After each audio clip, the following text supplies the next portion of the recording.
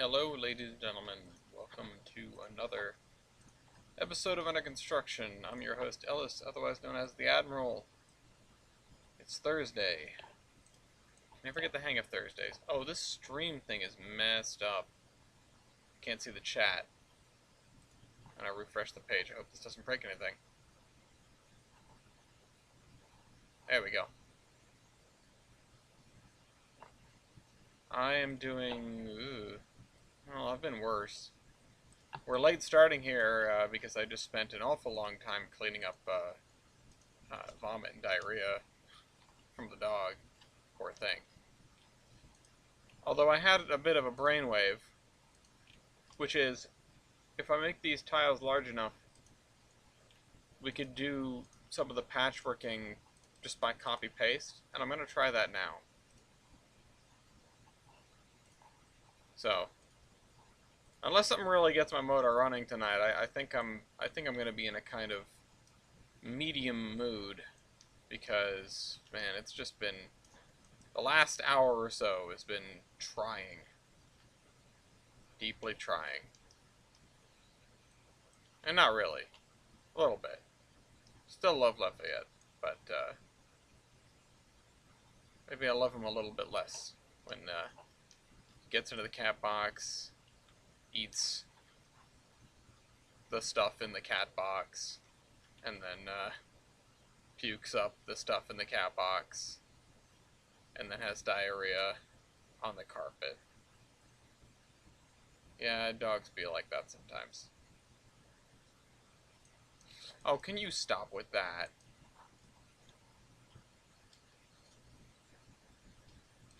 Forgot it does that. Yeah, dogs be like that sometimes. I just wish he did it anywhere except for down the back of the couch and, good evening, Pat.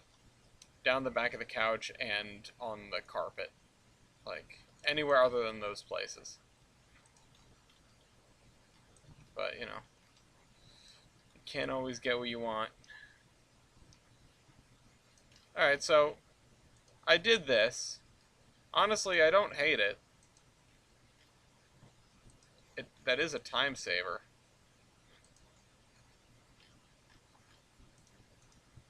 I think, let me delete this.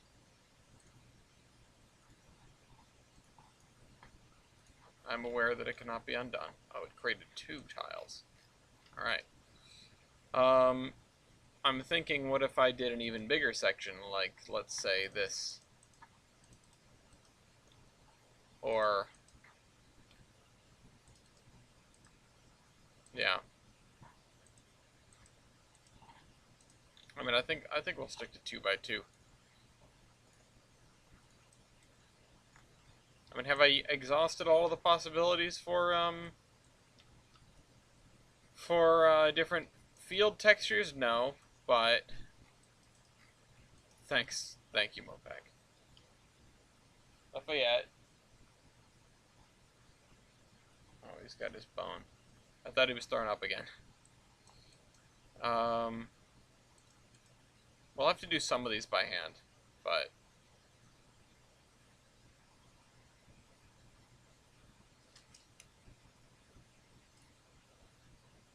oops. I clicked and then moved my mouse a little bit before the paste went into effect.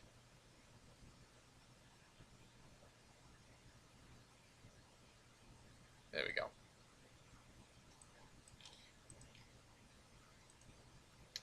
So, some of you may be wondering, hey Ellis, where the heck did OpenTTD go? And I'll tell you where it went. It went offline because I found issues that I wanted to correct. Then I was up until like 2 a.m. trying to correct them. And yeah, that just sort of led me down this rabbit hole of trying to figure out how to fix the balancing issues between the different mods. Eventually figured it out, but in doing so made the game a lot harder. And so I've been doing some offline testing, but there are still a couple of tweaks I would like to make. Now, the real kicker is And I will explain this more because I will stream more of this, and I'll stream some of this in the Discord. If you're listening to this or watching this and you are not in the Discord, the link is in the description. Um, I will probably periodically be streaming it and streaming and recording as I figure myself out. I don't think I'm going to start again because I only have like a couple of cosmetic changes I want to fix. At least I have not found anything that makes me want to change the mod pack again yet. And, you know, I mean, I think the only thing I'm missing is like some scenery objects. I'd like some freestanding switch towers that aren't waypoints, but that's such small potatoes compared to what I was doing and trying to figure out before. So, yeah, the extreme experiment is over for now, or at least the live everyday one. Hey, Brian. Um, but from then, I've moved on. I feel like I've actually improved the pack. The early game is harder. You really, it's not impossible, and in a sense, it's not that difficult to snowball and make a gazillion dollars. But the gazillion is a lot smaller. You know, infinities are relative in this case. Infinities are not all the same size. Um, a gazillion for me right now in 1856 is about 6 million, and even then, that is not enough to fund a single industry. So yeah, I am sort of looking at this and going, well, it's an improvement. You know, it is an improvement, and I like where I've gone with it.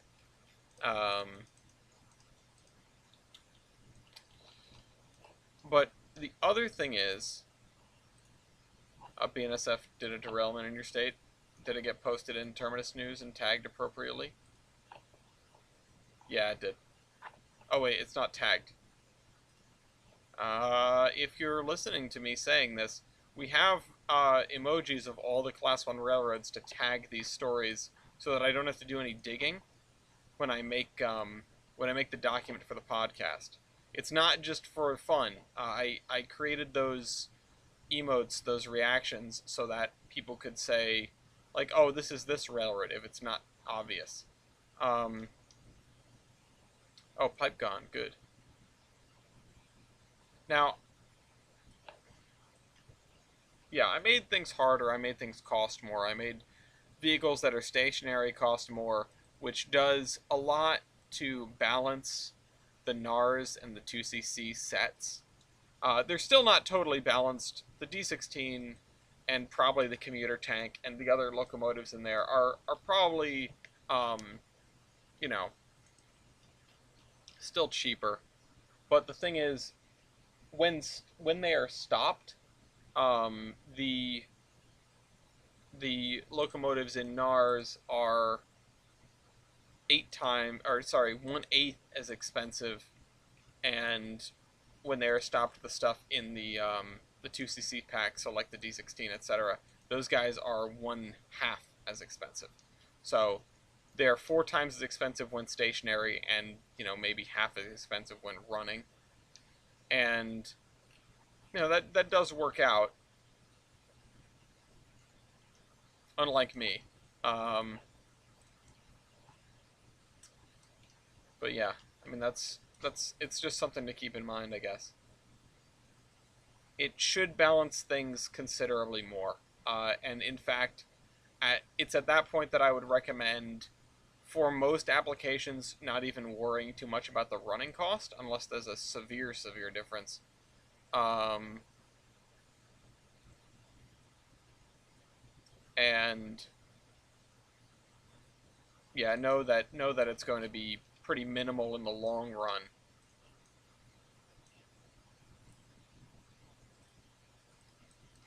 I don't know. I will eventually get on and explain more about that pack. This Z fighting going on in the forest. I have too many trees.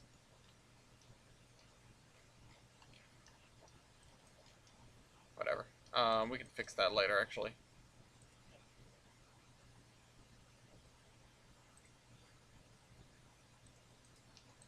So yeah, the biggest changes aside from that which I just outlined, with the stationary cost, is I enabled settings regarding uh, deceleration.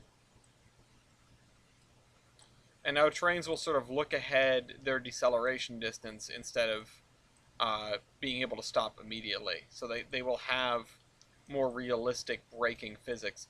And I kind of was interested to see if um, the more interesting braking physics would allow trains to overrun red signals, because they only look ahead two signals. They look ahead two signals and they make their decisions of like, okay, can I proceed? And then they only update it at signals. So a train won't know that the line is clear for another block until it approaches the next signal in its run and sees that, oh, okay, yeah, this is green and not yellow. I can continue. Sort of like how a real human driver would deal with it. And to that end, you need to build your or devise your signaling systems so that the AI can deal with that. It's very interesting. It's very difficult actually. It is far from intuitive, but there are some things that are very helpful and that you can get away with using these signaling systems. And block signals are even less useful, which is kind of a shame. Um, the thing is, the block signals, there is no like built-in sprite for a block signal semaphore with the mod pack, with any of the mod packs, because you need specific signals in order for this to work, in order for it to work right anyway. Um, and I can show off that more whenever I next stream or in the Discord or whatever. I don't know, we'll see. Um, within 6 months of each other, you said?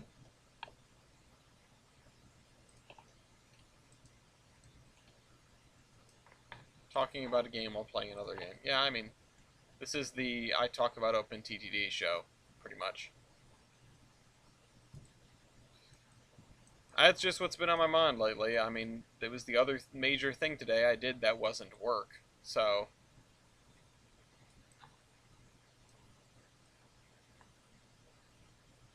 you know. And it's the thing I did for the last couple days, and it's the other series that is, curtailed for now. I will probably make a season 2 of it at some point. Um,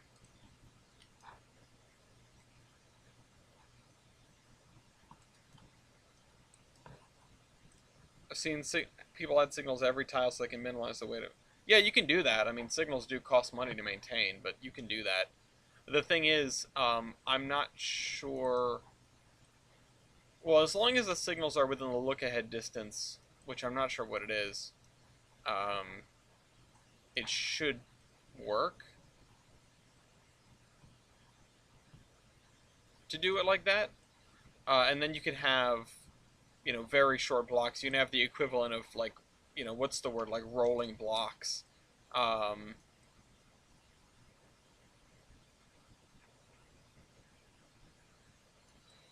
there's a word for that in transportation engineering. I just can't remember what it was. I haven't used that part of transportation engineering in years, so variable block signaling, maybe something like that. Whatever. It they move. It's blocks that move. It's blocks that aren't real. They aren't defined by signals on the wayside. They're just defined by the distance between you and the next train. Um, Obviously, you can't do that in OpenTTD, but you can get close. The other thing that this does allow me to do, though, which, because I was experimenting in the call last night, is I can actually run a bidirectional main line where trains will follow each other instead of only being one at a time, and it is gridlock proof. um, because the signals you can put logic on them. I mean, you could do that anyway. We had programmable block signals and things like that, but now all of the signals work like that. And yeah, it's dope. Everything's programmable block signals. You can set things to deny or allow trains past uh, based on things like train length, cargo capacity, cargo type, um, just cargo present. Using the hey, Master Badger, using the conditional stuff in the orders and in the signals, you can get away with all sorts of stuff that otherwise would have been completely impossible in OpenTTD. I have a train that serves 2 coal mines, right? And it serves the first one all the time. So, the orders are go to the coal mine, fill up on coal, then go to the power plant and drop off the coal, and then come back. And then go to the depot and do maintenance. And then come back to the station to fill up again. Oh, thank you for reminding me, Master Badger. That's actually a very nice chill thing for us to do today. With an engine, I don't know if my computer will tolerate that. I genuinely don't know. I can try. Um, hey, Mew. I can try, but I haven't installed the parts from Bender yet, so I don't know if my computer will tolerate that.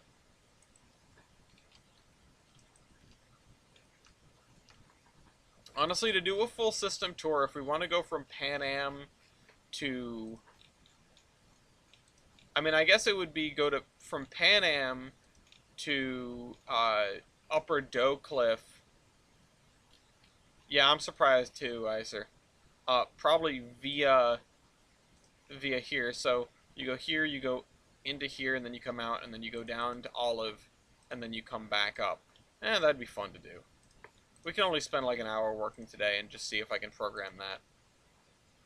What would you want it? What would you want the locomotive to be? What would you want me to? What would you want the train to be? I've got some stuff installed. I don't have a lot, but I do have some stuff installed.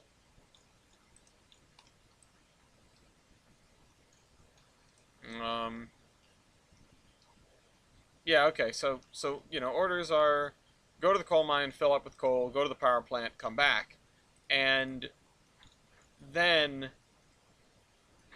there's another order that says if this other coal mine has over 150. Oh, I have a UA. Yeah, we can do an 080 reskin. That's going to look weird on the main line, but we can do it.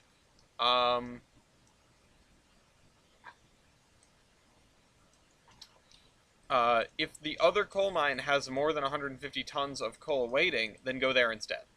First. And then go drop that off, and then go back to the first coal mine. And it works out. I mean, it was making money. It was utilizing the train in a way that it otherwise wouldn't have been utilized. I would have either needed 2 trains for it, or I would have needed to send it to both alternately, which I tried, and it wasn't making money because it would sit at the one that wasn't producing as much for too long, trying to fill up, or it would have to run half empty, and it wouldn't make money. Yeah, I bet, Mopag, I bet I could turn stuff down more. It is really interesting how this map is sometimes very usable and sometimes not.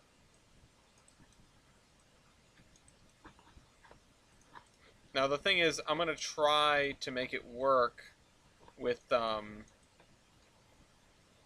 mean, the AI is going to be running. Hopefully it doesn't just break, which it probably will. Honestly. I have some, I mean, I don't have OpenTTD open right now, but I do have some crap open in the background.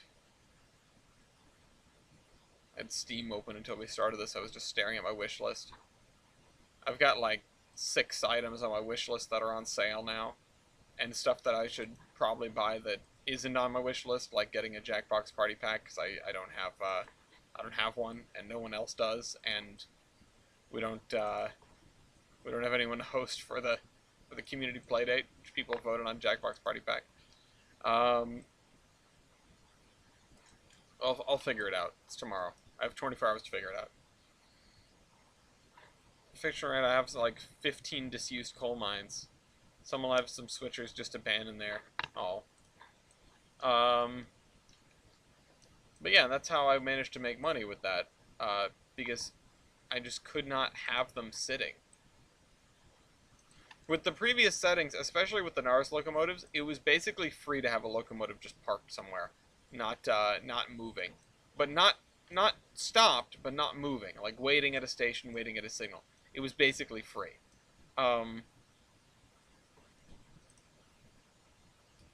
Tree broadleaf 17. Some of those trees are pretty intense. I mean, that's like 70% of the problem on this route. If I turned off all the trees, it'd be different. Actually, are the trees still on one layer together? No, I broke that a while ago. I had to merge it back in. I could put it back. I could put them back on their own layer. But I don't know if that's worth my time. At least not right now. Oh, it's such an evening.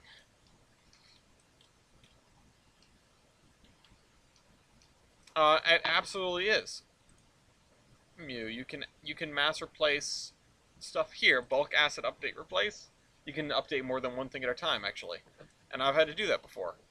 I could start making the forest less dense. I could... Like, this area is pretty dense, but there are areas that are less dense, and they still cause problems, and they're sparse to the point where I can kind of see through them, and I don't really want that. So, I think this is... I can definitely find a happier medium than what I'm doing right now, but it's not going to get any better than it has been in the past. And in the past, it's still been crap. So, cannot overstate how absolutely insane the airline is right now. Oh, I'm glad you're having a good time. Are you the one at the top of the graph? Are you the dark blue? Or is that east? I just keep seeing the graphs with no context. Baldwin resting on GTL powered freights. Yeah, that's awesome. Let's fill this in. East is dark blue, okay. And I assume you're white, Bender.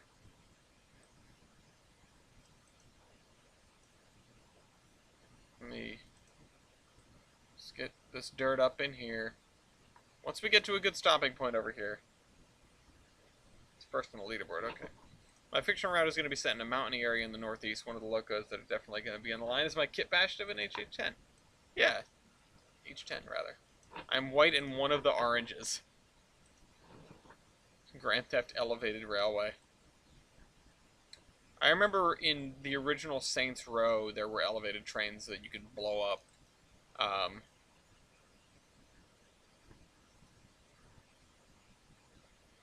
And I learned just yesterday that there is, honest to God, like actual poker in Red Dead Online, which adds it to the list of games that I should get, that I would like to get.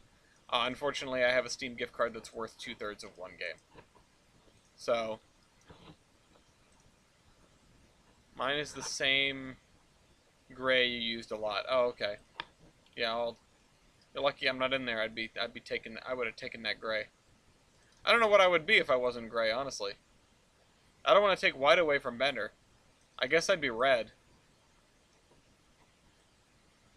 I tried out red on one of my extreme test worlds, and I don't know. I didn't like it. I've used gray forever. It just didn't feel me.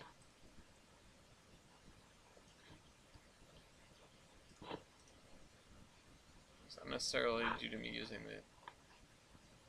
Nobody has red. Well, yeah, Milky had red on the Husik server, and I thought it was great. He made good use of it. Not necessarily beefy. Oh, okay. You have the two-tone green. Yeah, I mean, you can do the two-tone. I'm tempted to upgrade... I'm definitely going to upgrade the SP pack to the one that's online next server. I'm tempted to upgrade us to the next version of JGRs, but I might hold off on that just to make life easier for the time being. There is a minor update. It's 50.2, so it seems like it could be a major update, but not much changed. I think it was just to be compatible with the new version of OpenTTD which came out, which at the same time I'm not sure very much changed. I looked at the change logs and nothing jumped out at me, so I don't know. What's in the newest SP pack? It's just they fixed the caboose. I don't think there are any other changes, but they fixed the caboose, which would mean that you don't have to download it manually anymore.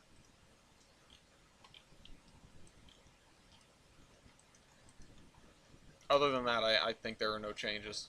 I looked, I didn't see anything. I haven't noticed anything different, but then again, I haven't really gotten far enough in. The deepest I've been into OpenTTD, you guys saw on the stream, and it wasn't that far, and I was kind of rushing because doing the stream every day actually reduced the amount of time that I was able to play OpenTTD because I was not playing it off stream. So I was not getting as far, and when I was getting further, I just had I had the meta on my mind.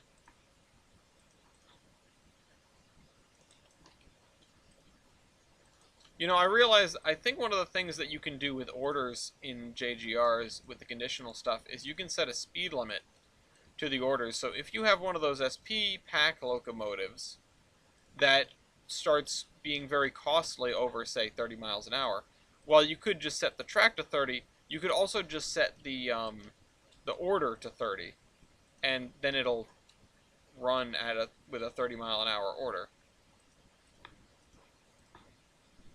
It'll only run at 30 tops. Now, the reason I was so curious about the advanced signal settings being, you know, and maybe making stuff overrun signals if your signals are too close together, I was curious if the slower track could have then become useful for junctions with signals very closely spaced, because then your trains could stop quicker. It still might be useful to prevent sort of stop-and-go traffic, because I disabled the adaptive cruise control for trains, because as nice as it is, I think it was causing some of the speed problems, like East's train that wouldn't go over 40 for no reason.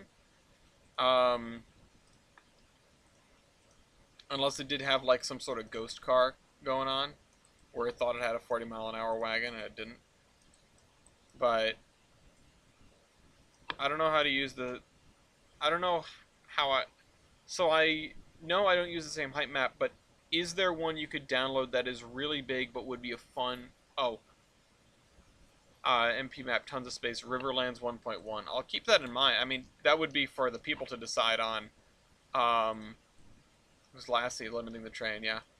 That would be for the people to decide on. I've been making the height maps from scratch. I've just sort of been throwing them together. It doesn't take that long to get something that's passable, now that I know what I'm doing. And I think, yeah, I think being able to do that is nice. SP pack kind of broke. You can run certain cars without caboose. I mean, honestly, I wish it was either totally consistent in one way or totally consistent in the other. I think the not running certain cars with caboose is quasi-intentional. But I don't know. It's still very much a work in progress pack. But either way, it's great, and it adds a lot of good variety to the Steam era. The guy who was making it was tossing around the idea of doing a diesel era pack too, and while I don't think that would be necessary, it's cool that he wants to do that. Let's put this in here. It's also the splines. The trees hurt, the splines also hurt.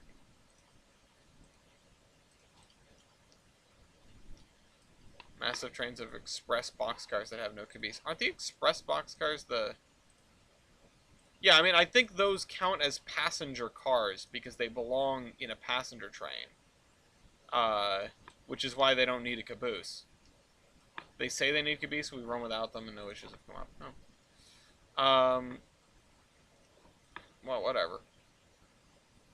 It's not a perfect mod pack. Not a perfect new GRF, but, you know, it's pretty good. I don't really care for the cars anyway. I like the variety of locomotives that it brings to the Steam era.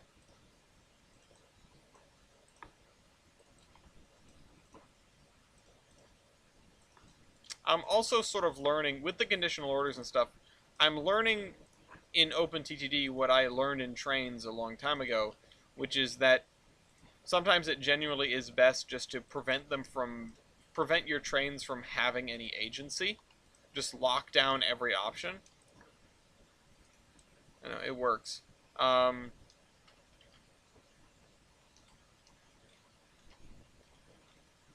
all right. Oh, my gut hurts.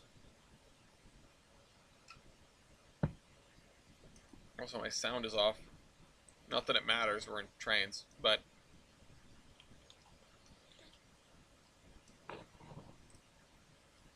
not Port Clinton like RNN. Clinton foaming area. All right.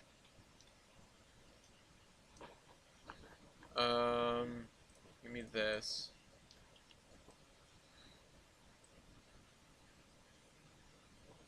I should probably do the little grass along the edges of the roads too. And in fact, I'm going to use this texture for this. Am I? Now, what am I going to use? I see a grid. There we go.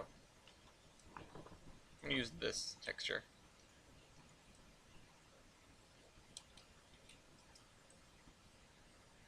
That's better. I like that. Alright.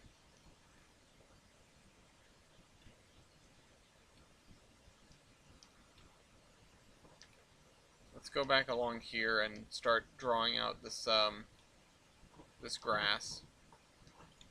We also need grass under here. There we go. Looks okay.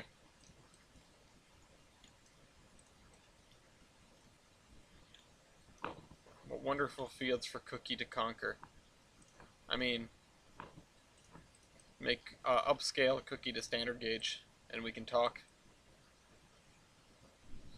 I won't be deleting any mountains today, Tyler.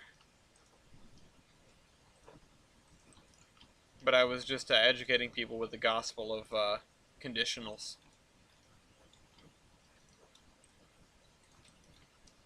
Alright.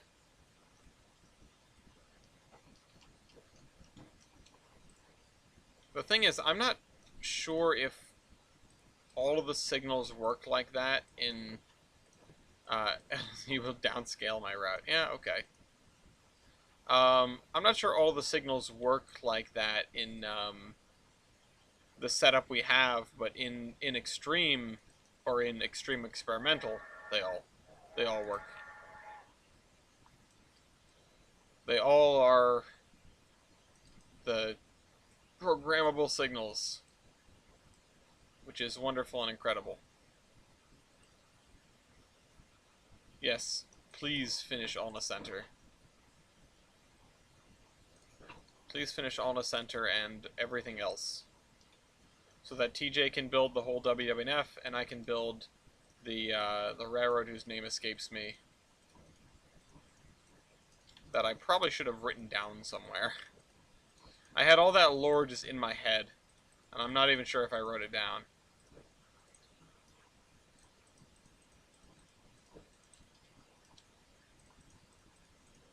I mean, I'm sure I can find it in the Discord or something.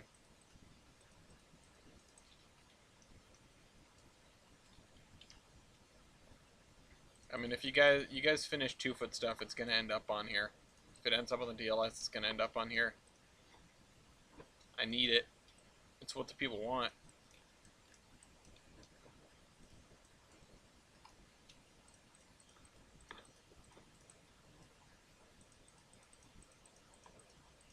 There we go.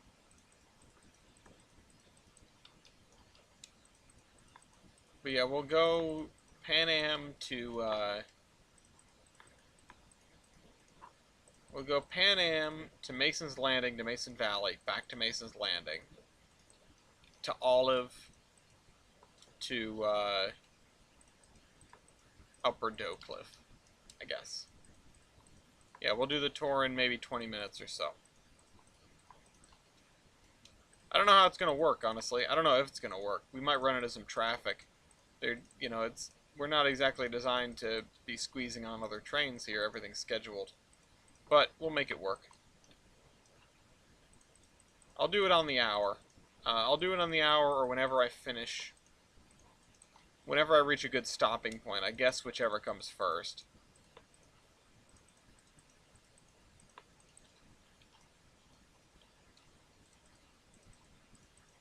Yeah. But yeah, I mean, I've said this a couple times already, but I'll say it on air for the actual punchline. Subway Surfers, but with actual trains. Yeah, so I can get the punchline on air, which is that the Open TTD set is Extreme Experimental Expert Edition. So that's XXX or Triple X, or as I've been calling it now, the Admiral's Triple X Experience or pack. Yes, do chip away at the thing. Do make 2 foot.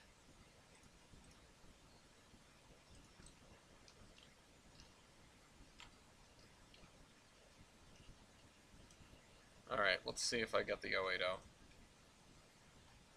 What? I didn't say anything. I didn't say anything wrong like that. It's your interpretation of it. It's XXX. EX EX EX. It's orange. The tank is half full of orange soda. That's what these are. Although I think I have a tender without that. Yeah. I have the orange tender. I have the regular tender. I think this one's also regular tender. Yeah. But I'm probably going to use the orange tender one because I like that. But yeah, I don't know if it's ready for public consumption, but it's getting closer every day. Someday I will get through an entire run of OpenTTD. Did I change the horrendous whistle it came with? No idea, I didn't make it. That was, again, another wonderful product of the Great Toldron Reskin project, which Matt is in charge of. So if you have things to contribute, anyone in the audience, yell at Matt about it. Okay, so let's see, I've got 20 minutes before the hour. This area needs to get done. I'm thinking I'm going to continue this checkerboard situation, because can't reskin, but I can sort of kit bash. I mean, there may be usage for that as well. The only thing is, everything has to be able to go on the DLS. That's the biggest caveat, and that is, you know, sort of the biggest problem with a lot of this is everything has to go on the DLS. If it can't go on the DLS, I can't use it. At least by the original rules that I set out when I started making this, which may or may not actually be like relevant anymore because of all the changes to multiplayer. But you know, point is,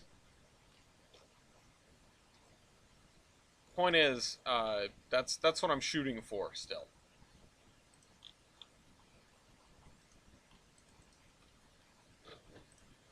A little station that's really a glorified tool shed. Yeah, that'd be cool. I would use that. Honestly, anything like anything unique I will take. Like, neat stuff is neat no matter who it comes from, no matter where it ends up, you know? I will I'm not a choosing beggar here. I am fully aware of the fact that this is just like people being kind and donating their time and effort to create things that are going on this route. And you know, if the stuff is, you know, I don't want to be rude by saying it this way, but if the stuff is sort of someone's. I will adjust my wording and not say like amateur quality, but if it's an early foray into doing this kind of stuff, it doesn't have to be a Tyler model for me to appreciate it. It can just exist. I honestly, it can be just super basic stuff. Because I know at the end of the day, it's way better than anything that I'm gonna be able to put out. So well, who the hell am I to say like, no, you know what? I don't like that. I'm not gonna use that. I will find it. I will find a place for it. Fit very well in the man. Ooh, I'd love to put it on the Mansfield branch. I need to start thinking about that because I once we get to Bellington and South Bellington and get these towns figured out, I am really. It's going to be a tough decision as to whether I go uh, further along the coast or up to whatever. I can still sort of smell what happened with Lafayette. I might light a candle in here.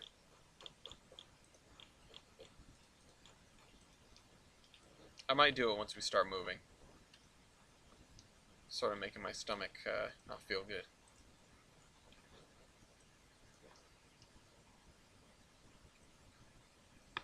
Oops, let's straighten that out. Alright, let's do this. Do this. Yeah, see, this is why I was liking the copy and paste job. But I think with the copy and paste stuff, we're going to change at least one texture when we do it. Just to make it, just to make it a little bit better. And we still have to come through and, like, draw the dirt in between the fields and then put dirt roads on top of it. So that we have that perfect grid of farm roads and stuff. I know for the routes I plan on doing, whether or not it's a dem or it would be hosted on a site. Yeah. Well, I mean, I can't exactly attach another route, but having your own website is nice. I mean, you do have your own website. I've visited it. It's nice. All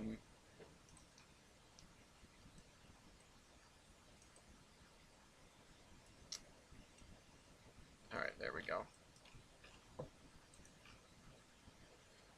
Next, let's put something over here. Let's do like I'm not sure. Let's pick a color, any color. How about this? Because we haven't really used this anywhere. The stuff that gets copied around, the stuff gets copied is going to show up more often than the stuff that's sort of edge cases for the fields. I could do tree fillers instead of doing fields. I mean, this is all supposed to be farmland.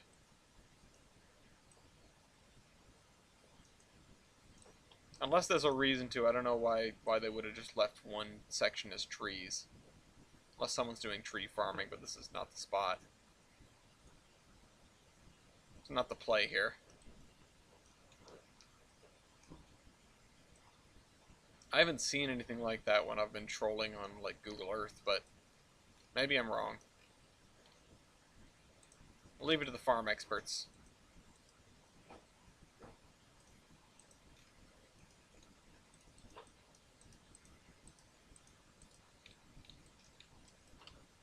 When I first entered Trainz, I couldn't figure out how to make a route more than one baseboard. Honestly, I feel like that's a fairly common thing to happen. I don't know when I figured out how to add baseboards. I've talked to some other folks that, they were playing Trainz for a long time before they realized that you could make the route bigger, or they didn't know how to make the route bigger. I mean, there were some things for the folks that remember the original Geiger Mountains and stuff. I didn't know about this button. I didn't know about this button right here. I didn't know what it did. I didn't know that it existed. I was raising all the ground of the track by hand. It took me forever, unsurprisingly. There's no, like, full-on surveyor tutorial built into the game, and How I found your videos was trying to look up how to make more baseboards. Oh, there you go. Uh, Trees are in swampy lower lying areas or area that are too rocky to raise crops on. Yeah, that's kind of what I figured. Which is why we've got the trees in here. Um, See that there we go. Two people, getting baseboards out of Geiger Mountains. That's fantastic. Thank you. Oh, too late.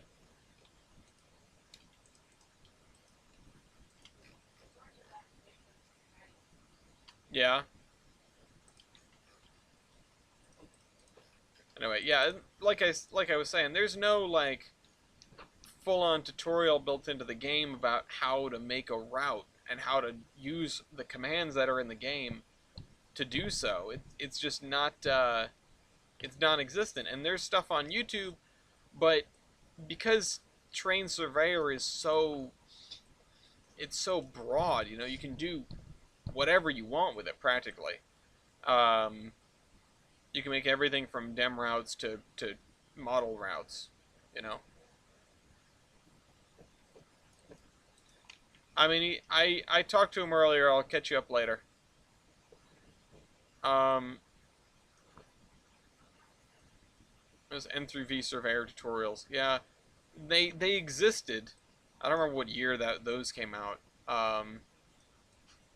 But they're far from comprehensive. Um, Bigston only surviving 084.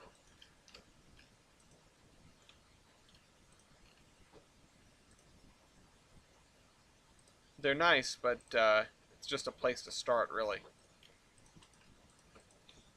You know?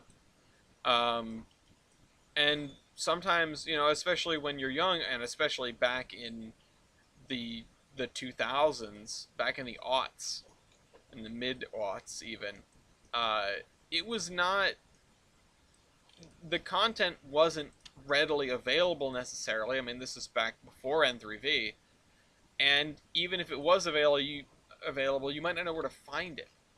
Uh, you know, YouTube, Google, there was stuff out there, but it wasn't nearly as functional as we know it now, as we sort of expect it to work. You know, I actually had an experience sort of a over the course of the last couple weeks, ever since discovering, I can't remember what it was called, but I put it in the chat. I pinged him and TJ and was like, "Hey, check out this music." But I found this music thanks to a video on Xenofiction that I was just sort of listening to because the guy was a good orator, and and that was the music that was in the background, and he posted a link like, this is the music that's in the background of this. If you want to listen to it, here you go. Like, you can find the oh shucks, I didn't realize the road was here. If you want to listen to it, and I went, I do want to listen to it, so I listened to that whole album. I posted it, and apparently the kids call that post rock. So I've now been fed suggestions for post-rock playlists and albums by the YouTube algorithm ever since then, pretty consistently, and it's mostly stuff I haven't heard. You know, it very rarely retreads, which is both impressive and cool because it means I keep getting to experience new music. You know, and you know, say what you will about the YouTube algorithm. Yeah, there are plenty of things that are deserving of criticism, but damn, it works. It works on the user side to just keep feeding people the videos that they want to see. Uh, at least as far as this experience goes, you know. And even with others, I'm sure it does. I just haven't paid as much attention when it comes to like the chess content or gameplay content, which I don't really watch too many Let's Plays anymore. I just don't have the time. Um, that sort of thing. It'll get a hold of you. I mean, I feel like they've upped their game since Shorts came out. which is, you know, them trying to compete with TikTok, because TikTok's algorithm is also like nothing you've ever seen before. Uh, Russian post-punk is one thing the algorithm blessed me with. Yeah, and you find stuff. It's crazy. Uh, it's just doing what it's supposed to be doing, you know? It works very well. Um, and yeah, I mean the I feel like they had to compete with TikTok with just that breadth of content where it's just always it's feeding you new stuff all the time, and that's just what it does. And YouTube's like, we got to do that, and they do, and they do it fairly well. It's 8:54 now.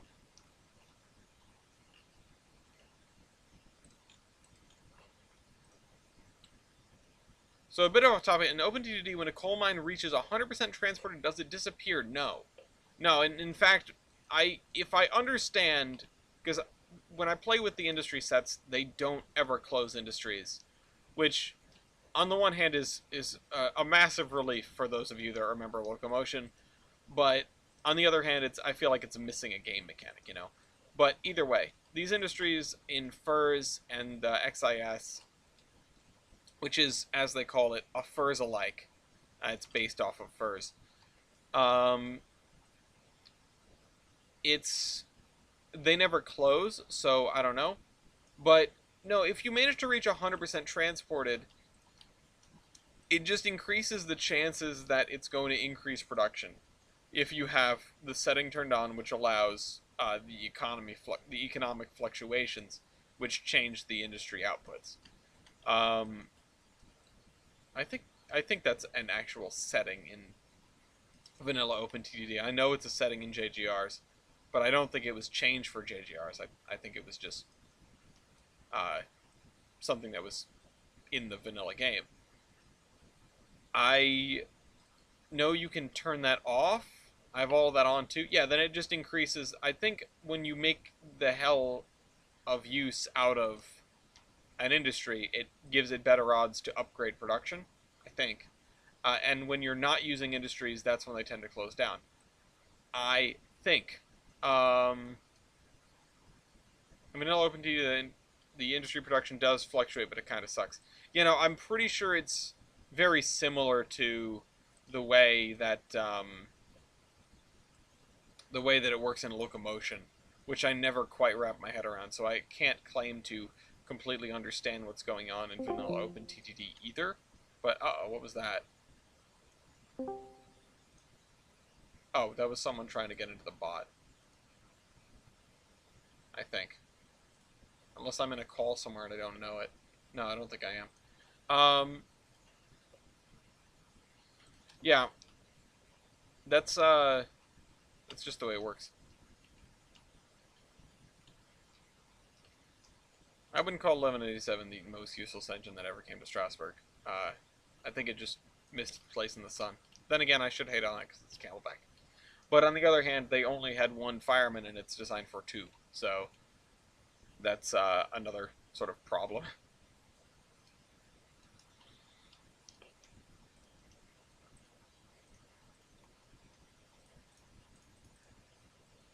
Ended up being a mark against it. It's not even that weak. It was just they never used it to its full potential. They never bothered to because they had plenty of other engines. And plus Camelback by. Alright,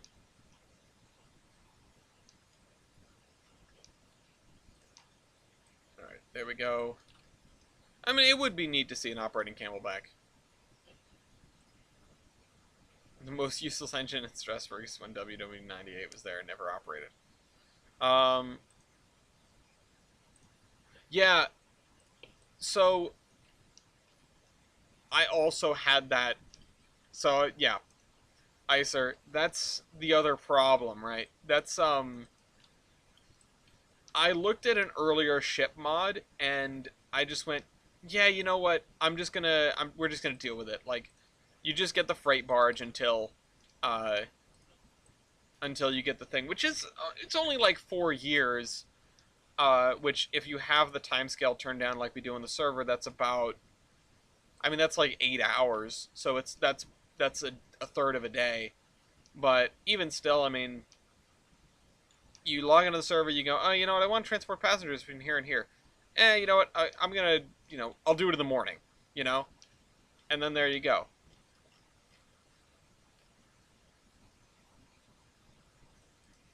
Yeah, the coal situation is another topic.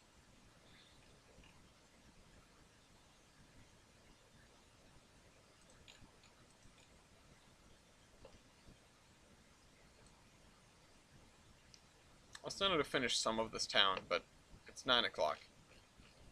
All right, let's save and exit here.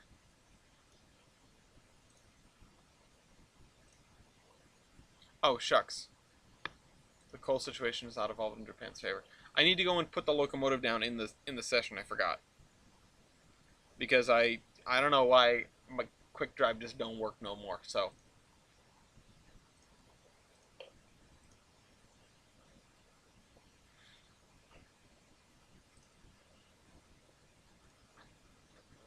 let's go back to edit session. I think I'll put it on the I'm gonna have to go back and delete it later. So I don't really know. I don't really know what to do. What the best way to go about this is.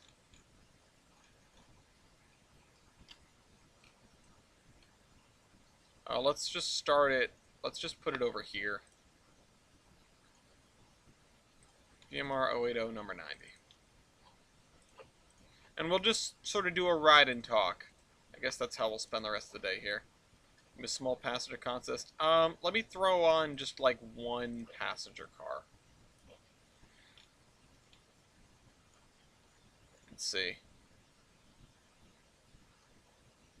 Actually, if I had a dome car, do I have a dome car? These daylight cars, no, not quite. Oh, I've got the Milwaukee Road. Is this the end car? No, I've got the Milwaukee Road dome cars. I would like to have an observation. I could use this guy, this ancient thing. Although, I wonder if I can stand on the back of that. Hold on. Let's,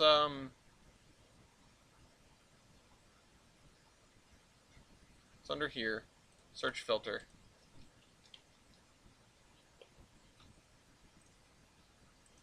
Coast Daylight 1, Ancient Thing, NS Powhatan from Doodad. Canadian Pacific Observation, Blue Comet Observation. Let's just do that.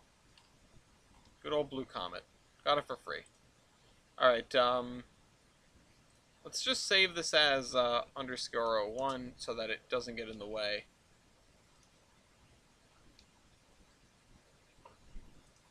Still building that yard. Things take time. And the Railroad Museum of Pennsylvania is still building that roundhouse. Unless you're the WWF, then things take time. I think they're building it in Paradise, aren't they? That was the whole deal.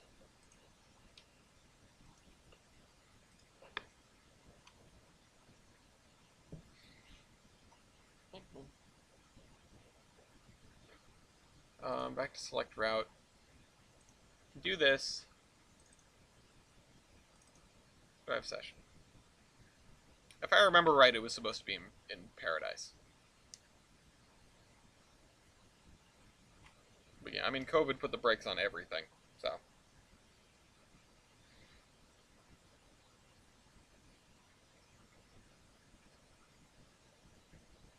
Come on, load. You can do it.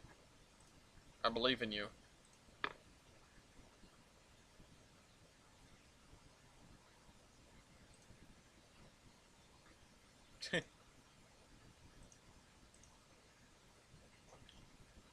Kevon got a little overzealous, and now you need to download, like, you need to buy, like, $40 worth of stuff to get into the MPS route. Alright, let's go. While this loads, let's find our locomotive. if it even has a driver, which it might not. Oh, there you are.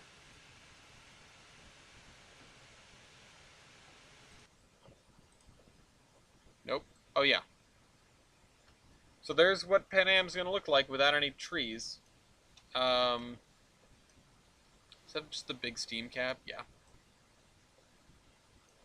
But I'm not going to worry about that. We're just going to do a system tour. We're not going to do it too quickly either. There. And then we're out on the main. Yeah, this is going to be the team track. Yeah, I have the parts here, but I wanted to do everything all at once, and I don't have enough parts for all of the computers that I wanted to edit, basically.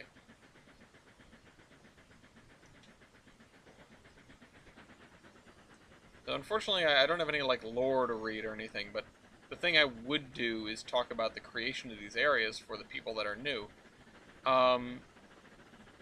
Not that there's very much to talk about with Pan Am, considering you guys have been here for the whole thing, but, you know, this is a farming town, and it's, you know, modeled after some places in Iowa.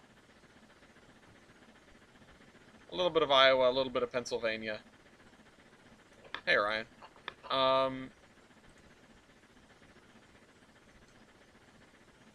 I mean, I just want to do it all at once, you know? I think I could upgrade this computer competently, but I wanted to take the parts out of this computer and immediately move them into a different one.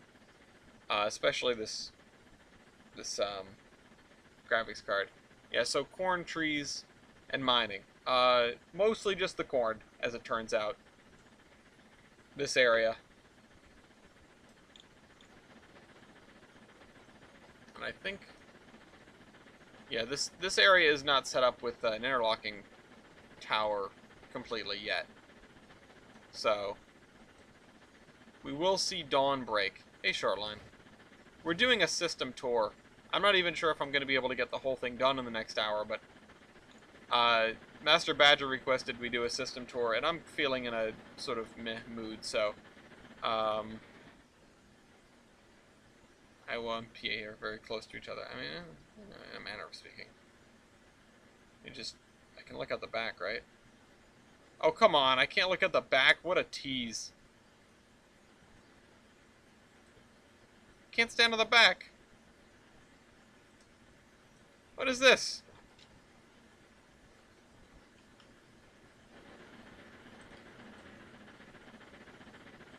But they've got farm country in common, so that's the through thread here, and that's what we're getting at. Now,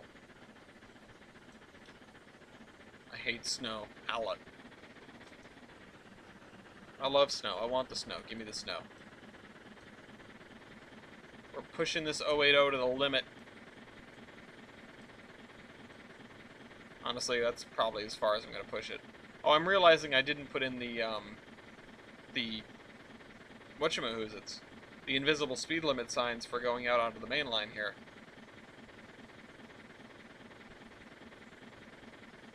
But this is going to look cool when we get it there, you know? When we get it all wrapped up. I mean, especially from here on through Pan Am. Once you get through Pan Am, it's just going to be dead straight. It's going to be a slight downgrade into Bellington. And the only thing that's going to be there to break it up is there's going to be just a pair of small bridges with little forested areas like this.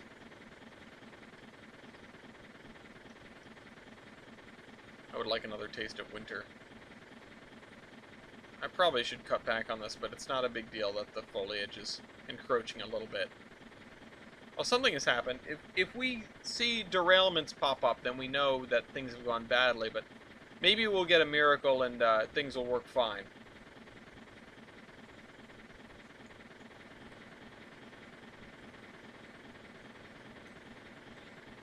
My dad and stepmom have been getting a taste of summer. They're in Hawaii until Saturday.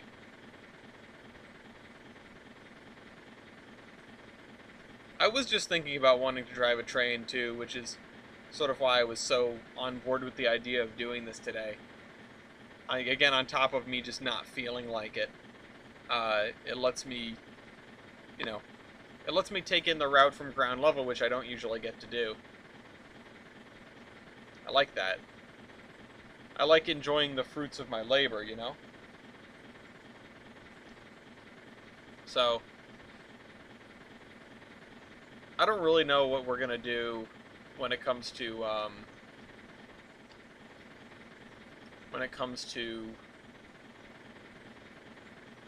the valley, because it would be a bit of effort to turn this train there. I would reverse, but I just don't want to. It just feels wrong to reverse up the branch line there.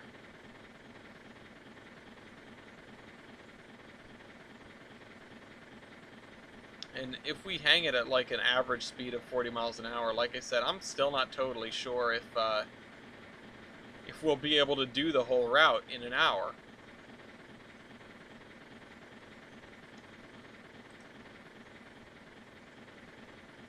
I'm waiting for this ridge that's due to actually come and send winter packing for most of February. Also, you're going to need a longer office train. Otherwise, where are you going to make your cards? Good point. We need a whole printing press on board.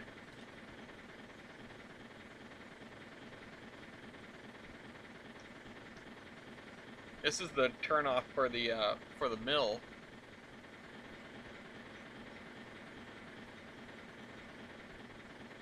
I don't think I will even be here for in the next hour. Well, you're getting what you want anyway. You can rewatch the VOD later.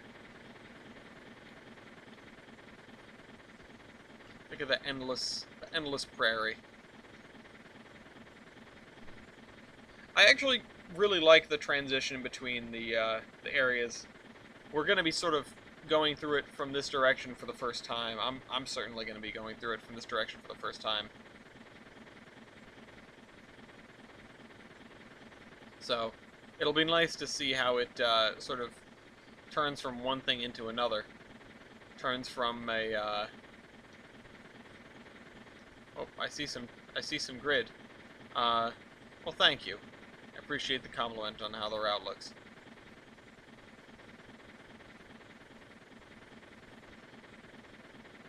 I've watched some videos on Strasbourg yard build. Yeah, they seem to be doing good with that. So the first thing we're going to see, there's going to be a train coming up this way. Not too long. Hopefully, it is likely it will make it to Mason's Landing before we do. Teleporting complete the route tour in 15 seconds. I mean, I could have done that if I didn't drive it. This looks like southeastern Missouri. Yeah, I can see it. That's not necessarily out of the question as a source here. Just with more 4-track mainline. I mean, I've been in that neck of the woods exactly once, but it was a different sort of vibe, that's for sure. And by that neck of the woods, I mean, you know, I was in Memphis, and then I went through Arkansas. Not southeastern Missouri exactly, but the vicinity.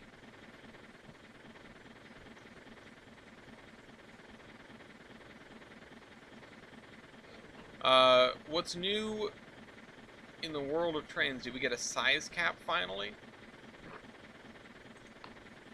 Oh, are you joking on my tiny little office train?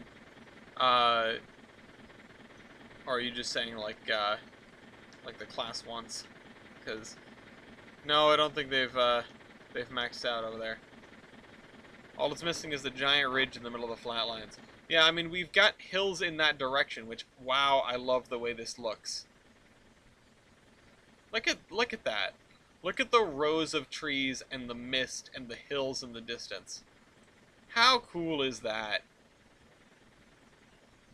Yeah, I figured northeastern Arkansas looked pretty much the same. I don't know what's new in the world of trains. I've got a different show for that. But honestly, the continuing story of the Class 1 meltdown is actually seems to have slowed down a little bit because we didn't get a zillion yes, part of the country mode. So we've deleted the designated grid square. Oh, I forgot I put this out there. I was like, what is that triangle? And then we came up on the mail pouch building. Oh yeah, we're getting to the area with farmhouses now. And now we're just on the dead straight. There's gonna be more of this. There's gonna be a lot more of this. Like I said, we will encounter some trains coming the other way at some point. Yeah, I really wonder if, I should probably keep this open to see if there's any, somebody passed the signal of danger. Nobody's derailed yet, so that's good. I think the signal of danger was, up on the ridge there. Game is starting to stutter a little bit, though. And we've been here for 10 minutes. That's a sixth of an hour, and we're not even long, boring straight. We can't swerve to miss any deer. Yeah.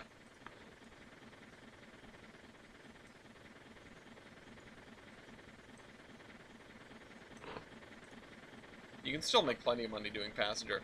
Passenger is even more lucrative in the Triple X pack. I'm gonna be honest. I turned it back up. Actually, no, that's right. The extreme. I guess you're on extreme, so that should do. If you are on extreme, passenger is more lucrative, but things also cost more. Anyway. Yeah, we've got the little homesteads in the distance. I like this. I like these views and the rolling hills and the mist. I might hitch a ride on something faster when we get to Mason's Landing.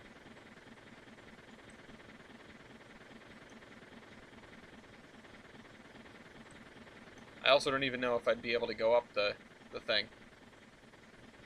New passenger, you know, doing oil. The other countries ain't exactly... Okay. It's been a long thread on OpenTTD that you're coming in for the end of Orion. And yeah, I'm being mean to this 080. I mean, if I made it go any slower, if I was any less mean to it, we would never make it anywhere. The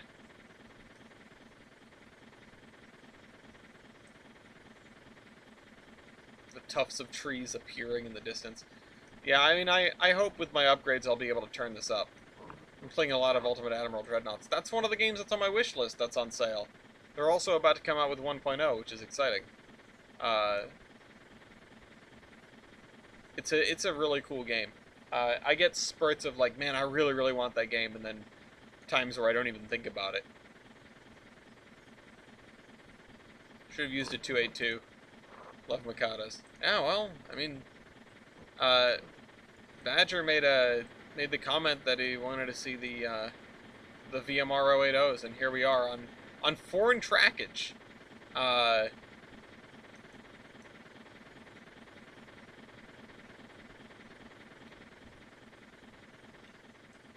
This guy is not supposed to be on the main line in the first place. Also, we are at a perfect 1% downgrade. Look at this. Love that. Yeah, rare mileage. Something like that.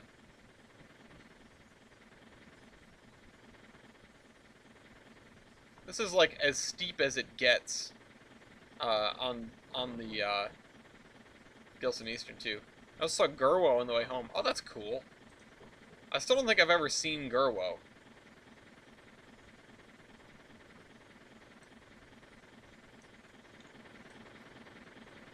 There's a bunch of P&W trains that I have not seen.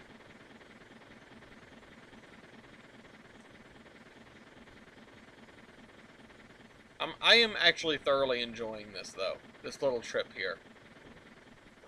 Going in and out of the forested areas, and we're getting towards where the forest is going to pick up, too. Because we've got this, so we pedals across, and I need about 345 to 5-ish. Oh, okay.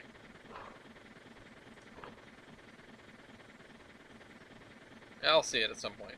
Skip, all previous tasks are complete.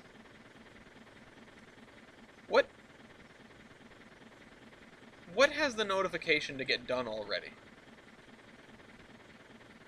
Hold on, if I see Skip, I'll know. Like, if I see what he's in, I'll know what he's about. Let me move this over here.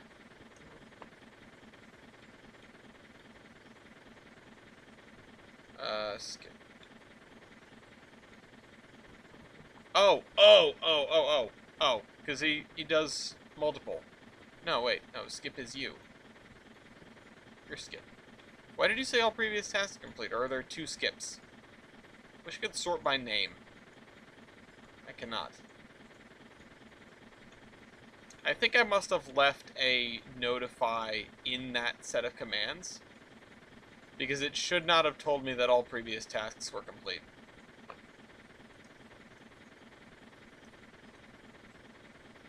We've got this sexy bridge. Love this bridge. Train goes over, Newton dictates the train will go, fence or no fence. True.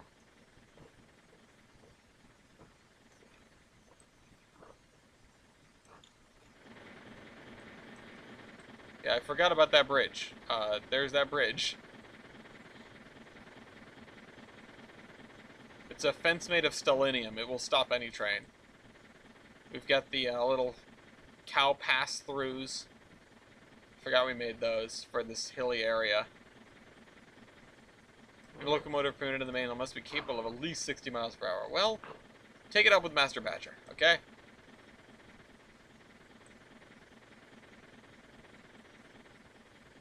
In this area, we're just sort of weaving through these hills, which was... We made these hills using a very, very large swath. Oh, hey. Hey, look! It's a train.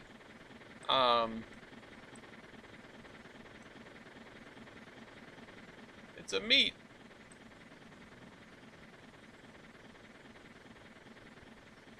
Yeah, we made the hills using sort of the default texture height maps, but just spread out over massive areas. My engines are all scrapped. Alright, we do have a red signal coming up, which I guess is the entrance to... Yeah, what the hell did I... They're rubbing their eyes. They're mostly asleep. They're not sure if they just dreamt that. We're coming up on the entrance to Mason's Landing.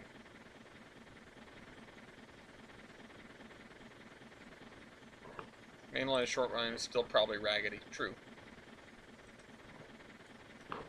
This is no short line. We'll probably have some raggedy mainline on the 2-foot gauge, on the and on the Mansfield branch railway. Yeah, we're getting into the area where the fields are going to start getting bounded by walls, and they're getting a lot smaller. So there's the stone walls.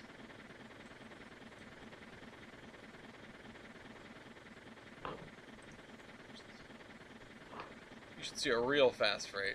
Yeah.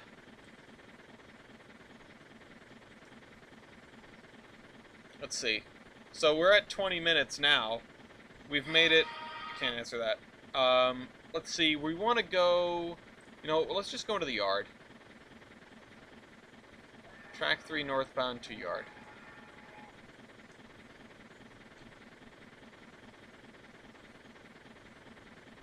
And the drawbridge should be lowering for us. Yes, that's my ringtone. I have to remember it's X to slow down, not S.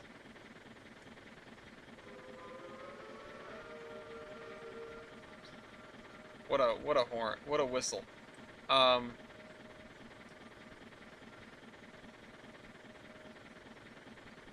You never know when you need the theme of the Soviet Union. I also need to, someday I'll go through and I'll set all these signals so that they give the paths correctly. And we're going to cross the bay here.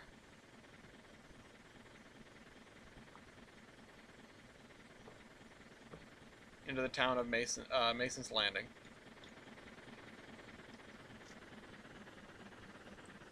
Over the industrial line.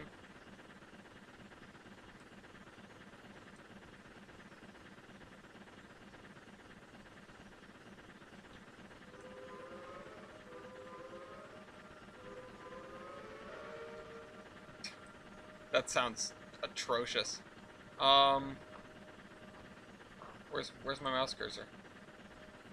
None, no entry required. Yeah. Oh shucks, I didn't think about what track I would want to go in. Let's go into yard 3. Oh, never mind.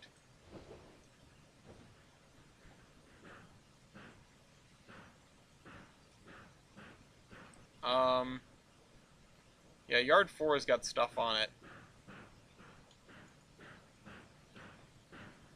But I don't think anything's going to be picking it up, so let's just tuck into yard 4.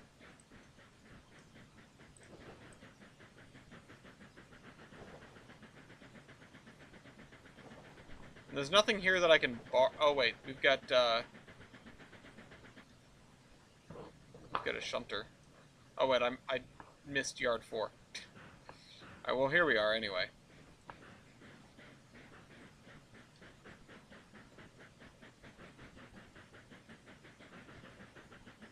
I think I'm actually going to be in the way if I don't move, so... Anyway, here's Mason's Landing.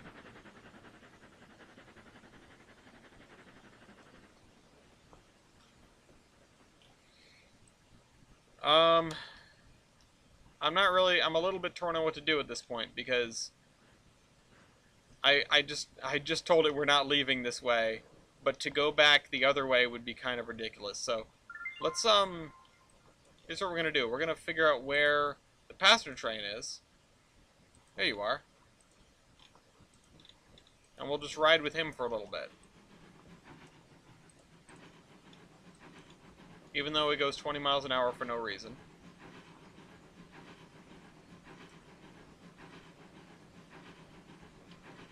So let's survey the line coming up to here, because this is your town of Mason's Landing. I know it's not much to see right now because the sun isn't up, but your 4-track main line, stub end sidings,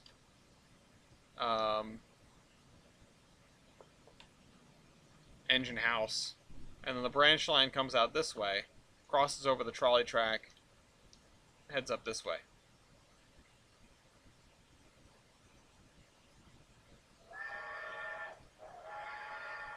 And it runs alongside the interurban here. They separate a little bit, and then they cross. The interurban will then cross the road or cross the river over there, and the rail line continues to go up to West Doe Cliff here. I still don't know why this train runs at 20 and not 40. He's got green signals, he just doesn't run at 40.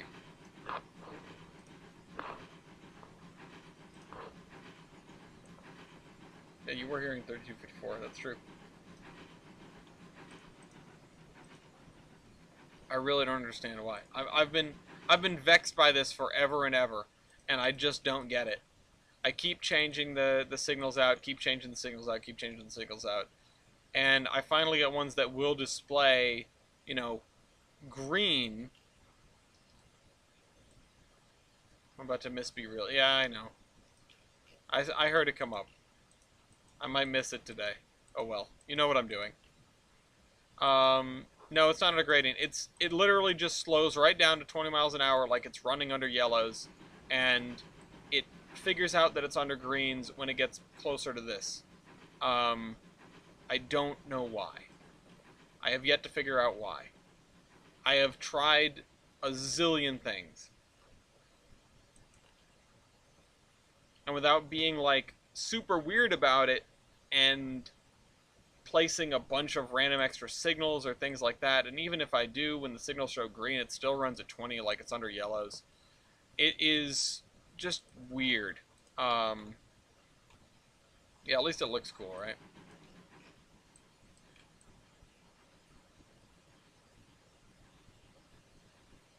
It just sucks because it's constricting this line. Um,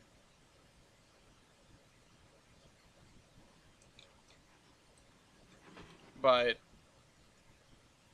if you continue up this way, you have a little girder bridge, and then the line continues to weave along the valley. It's like the real thing, yeah. Uh,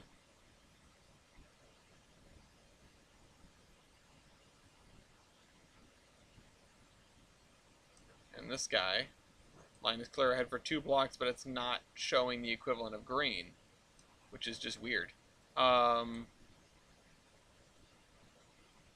You come into this passing siding here, you've got the really polluted beach, and then you come into the sort of industrial district of the industrial district of Mason's Landing, or Mason Valley rather. Which, it's okay for an industrial district. Honestly, some of this area should be more housing, I think. Yeah, which is why I replaced them with ones that do. So I had little dwarf boards over here that were incapable of showing a clear, right? So I replaced them with these, which can, but the train still does the same thing. So I am just perplexed. I don't get it. I don't understand what's going on. And I also tried, if I remember right, I tried them with like searchlights that I could see the green, and it just wasn't doing it.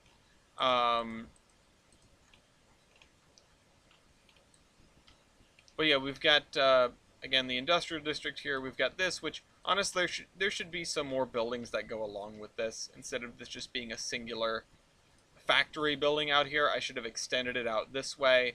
The thing with these industrial districts is they are way more dense, or at least the factories are larger than they are in real life. Or, sorry, they're denser and larger in real life. You need to take example from some real life factories. Again, you can't really see much because it's nighttime, but I apologize for that. I can't really do much about it. And then you come into the weird Mason Valley yard, which is where the dual gauge is at the station.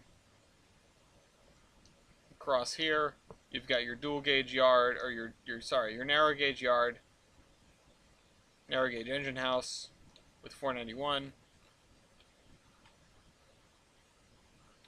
And of course, more industries over here, including a thing for loading coal onto barges. That's why there are drawbridges. And you've got another factory building up here, which is not used. So, that's the branch line. I kind of wish I could hop on a train to run down the main here. Oops. We have one that's about to arrive. Another commuter train. Running on the inner track.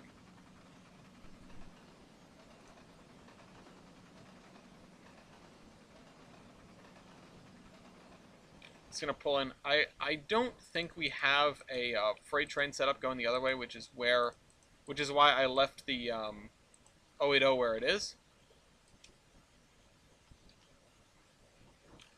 But as you leave Mason's Landing, you pass by one of the first of several creameries. Here comes that boy.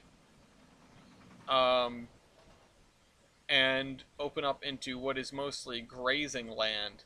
The main line does this little chicane over a little hilltop here, with a broken back curve, which is honestly kind of poorly designed. And then it splits into two. You have the northbound tracks and the southbound tracks. The southbound tracks come down this way. They go over a little bridge.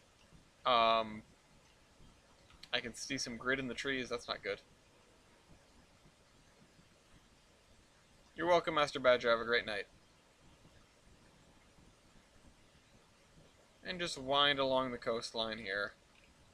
We've got another little bridge with an inlet.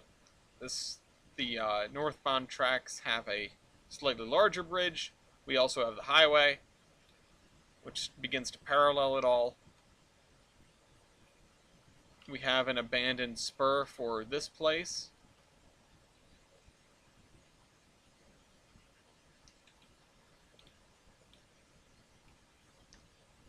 And then they rejoin here. We've got another creamery. And if I remember right, if we go down here, yeah, you have the remnants of a wreck in the trees, or, well, at the corner. And down this way is a small industrial area with a quarry and another creamery. So there's the quarry. Here's the other creamery. And there's a little run around here to help with maneuvers. The main line continues. We go across the swamp.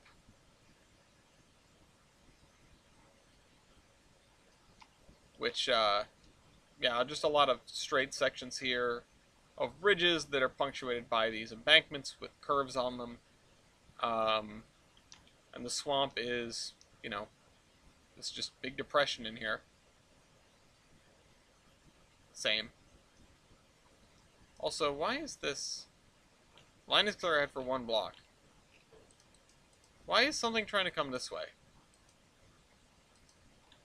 On the wrong track, even. Is this guy lost? Confused? What? No, he pulled up fine. I don't know what's going on with that. I think it might just be an issue with trains sitting in the wrong spots. And once you get past all that... So once you get past the swamp here... No, the wreck wasn't inspired by anything in particular. It was just like I wanted to put some stuff there. I needed some Bethesda environmental storytelling to go somewhere. Got this bridge, and once again the highway, which has gotten closer, and then this rocky-looking hillside, which honestly I think looks like crap. Another bridge over another inlet, and finally we get to the approach to Olive South interlocking, which we just saw the little freight train going through. So this is the signal bridge before Olive South interlocking. It's half a mile before these signals. This is the interlocking itself. And the main line goes off to Olive Station. This guy's doing it too. Oh,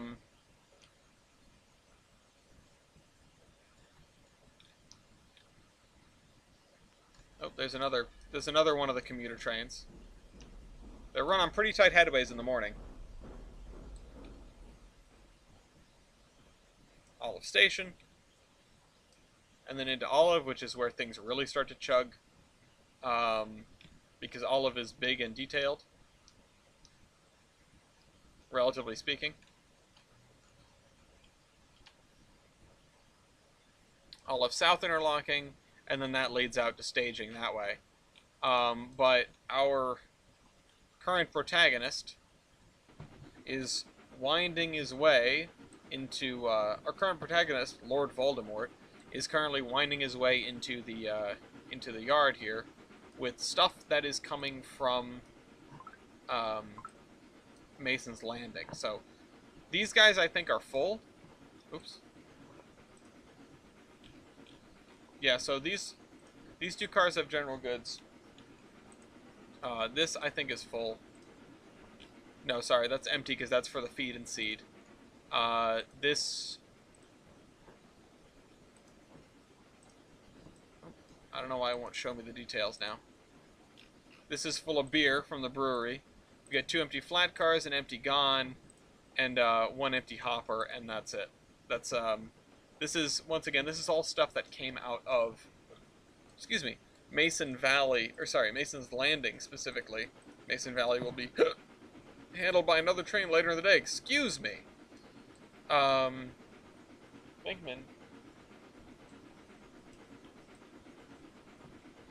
And there's a derail here at the entrance to Olive Yard. This was because of some AI issues earlier. Okay, it just went straight through that signal. That was clearly red.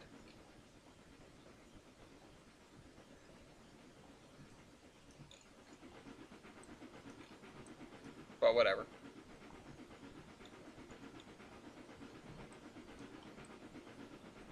I'm gonna get some of my birthday cake and bring my model of Zuikaku back in a minute. Yo, happy birthday. And we've got this tree tunnel on the way in. Now this guy starts a dance when he gets into the yard. He's got to pull into a track, then he's got to get around all of these cars.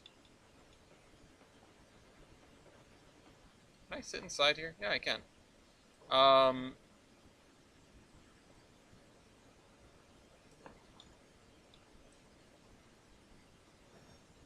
He's got to get around all these cars, and then he has to sort all these cars out into their respective tracks. There's one track for stuff going north. There's one track for stuff going south. There's one track for stuff that's going to be used internally. And I think there's one more for stuff going up the VMR. If I remember right, I can't totally remember, but this is going up the VMR. These two are probably being used internally. This is being used internally. And these guys are going to Gilson City. And this is probably going to Bellington, which is weird that it came here and then went there. Yeah, mountains sure do take a long time to make, but yours are very impressive. That you're doing them by hand. Oops. What did I just... What the hell? Okay, there's a train derailing at the end of track, but that's fine.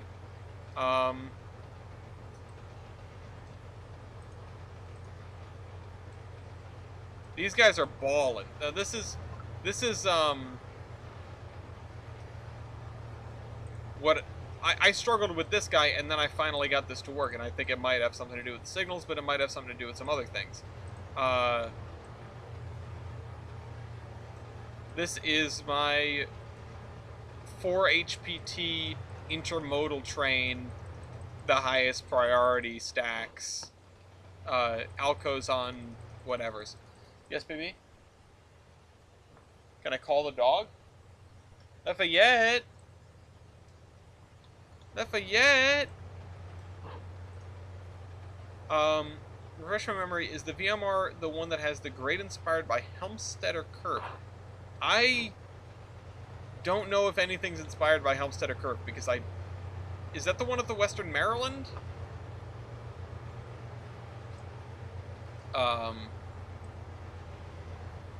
It might just look like it. It's not inspired by it. I don't know much about Helmstetter.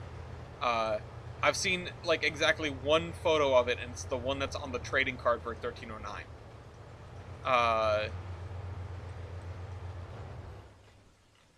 Let's see. Are we gonna go by Ashbury? No, but we do have the bridge, so let's watch him go over the bridge. This is the thumbnail for the route. Yes, baby?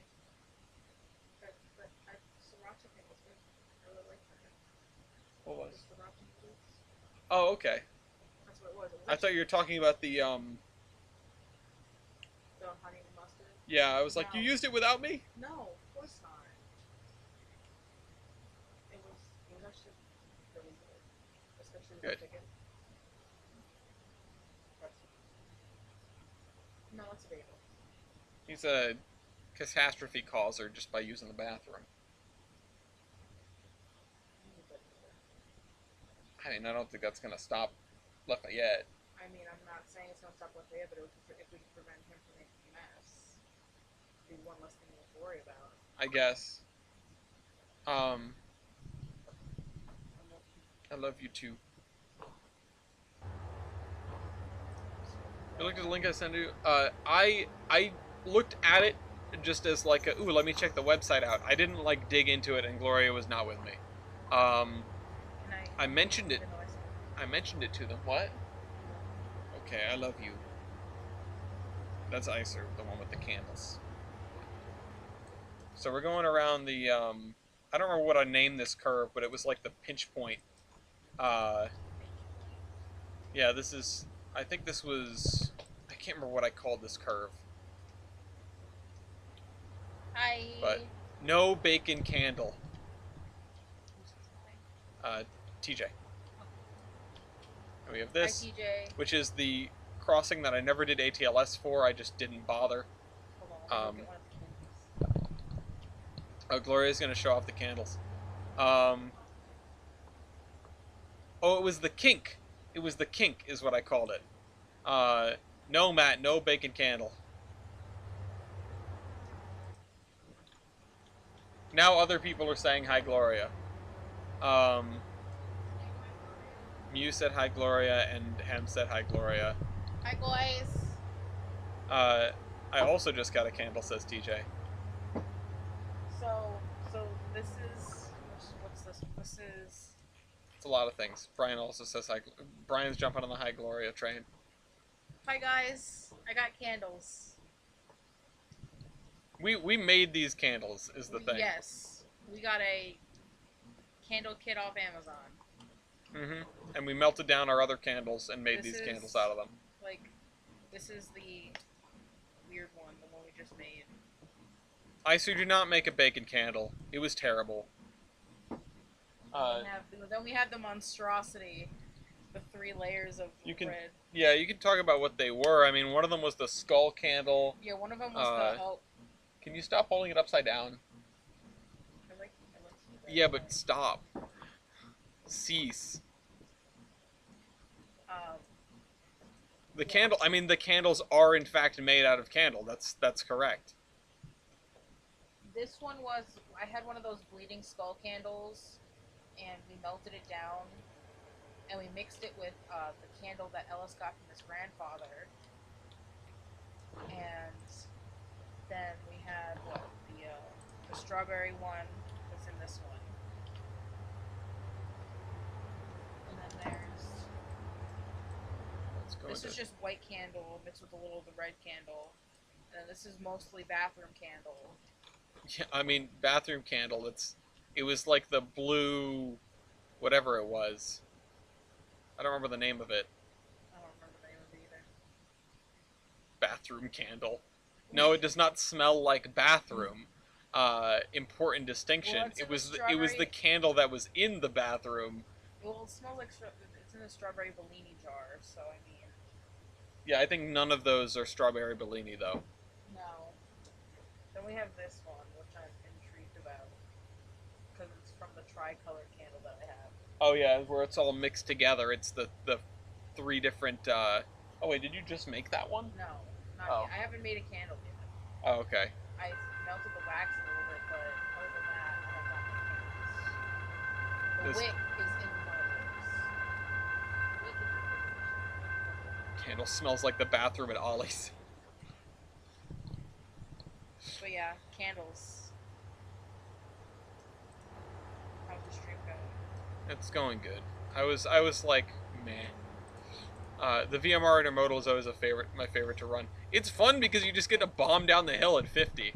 The crossings have to be the oldest things on the route. They're like, in terms of old assets, they need to be louder. Yeah, in terms of old assets or in terms of like lore. Oh, and I've got the Zion and Skyline Gons. I forgot about those. Love those. You get to bomb down the mountain at 50. It's top speed on the VMR. Don't pathetic me. You're pathetic. You have to hide behind your speed, where we just have an incredibly dysfunctional, like, management. Well, they're capable of 65, but the track isn't. The Lionhead turn runs on the VMR, yeah. We have the giant pitch temperature wax. Oh, it's just solid. It's still warm. Yeah, I put it on for a little bit so it could get so it can melt all the stuff around. Do I pay $26 for a gag? I paid. How much did I pay for the Fiat logo? It was at least $20, if not more. It's the Milwaukee Road, but green. Yeah, no, I mean yes, but also without the electrics. It's the Milwaukee Road. Uh, if half of the Pacific Extension was governed by like a different group of people, and they decided they wanted to use steam more, and the other half was a group of people that decided they wanted to use diesel more, but they're in the same company, so they've got to like deal with each other. It's not. It's the management of the management of the VMR is hilariously dysfunctional. Do you want to know the cat fact of the day? I do want to know the cat fact of the day. What is the cat fact of the day? Okay. Hold on. The Milk Walker. Swish! Made it in. This guy's still waiting. What are you waiting for? Oh, you're waiting for 5 minutes after this guy pulls in. What? Croissant.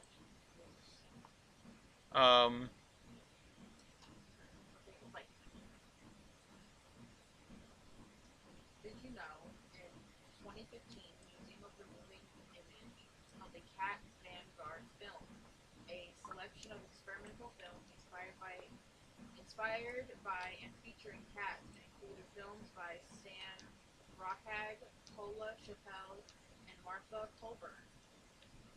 Okay. Cat fact of the I don't know who any of those people are, but that's okay. big stretch. Murder Mittens.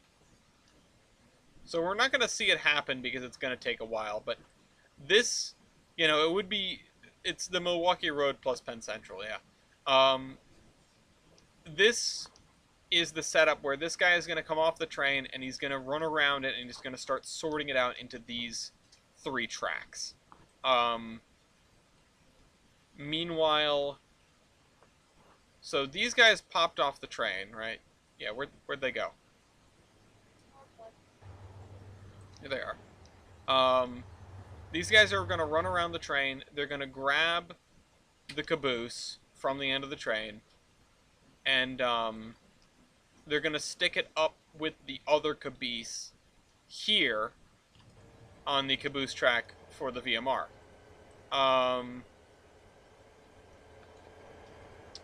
Once they do that, this guy is going to come out, and he's going to start sorting out these cars. He's going to take them 8 at a time. 8 at a time, run around, then bring them over here, and then put them 2 at a time into the unloading ramps, where they will get unloaded, and then he's going to come and take them all, and then he's going to stick them on the siding over here. And then he's going to do that 5 times. And those are going to stay there until later. I haven't decided what to do with them yet. They need to go back across the mountain, but... Hi, Lafayette. Hi. Are you feeling better now that you threw up and had diarrhea on the floor?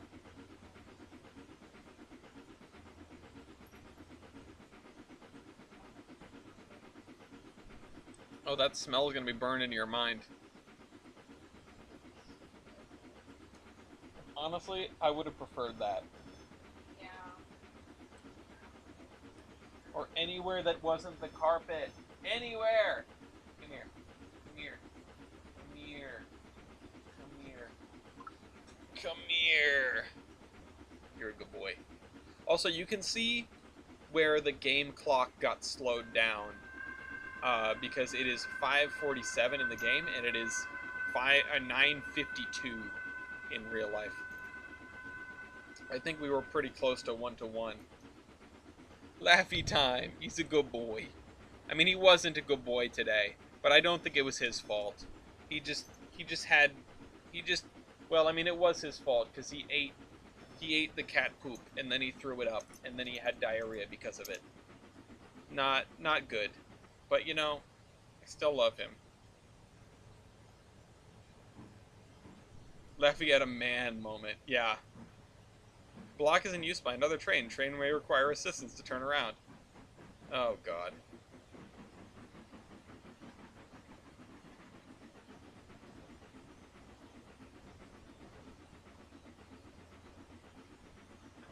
He's a good boy. We'll see if this guy can sort out these pieces. It goes a long way to sort these cars out, and it could be shorter, but I really wanted to make sure. I didn't want to have too many redundant track marks because I've done too much of that before. That's why we had to redo the AI from scratch a while back. You're a good boy, though.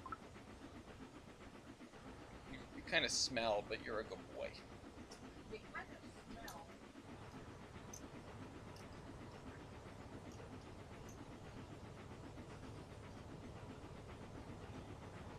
I mean, we didn't go with the VMR, but we got to see some of it.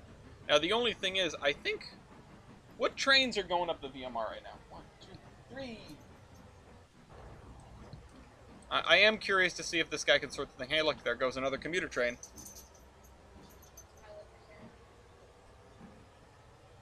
Like, if both things are on time, these two are coupling at almost the exact same time. That's fantastic. Does any dog not freshly bathed smell good? Yeah, that's fair. We've got the coat freshener. But he's been traumatized enough today. Oh, I think the issue we were having is it wouldn't couple to these cars because they were on an industry. Which is weird, but that's just the way it was working. And then I decided to put in another track mark to make it more aggressive. I don't think we ever were able to test that. When is the next southbound VMR train? Or has it already left? No, it hasn't already left. Where is it?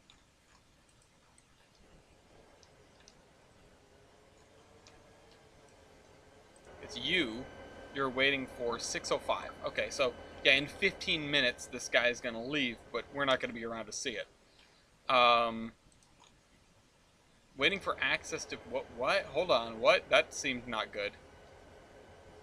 I feel like something must have derailed.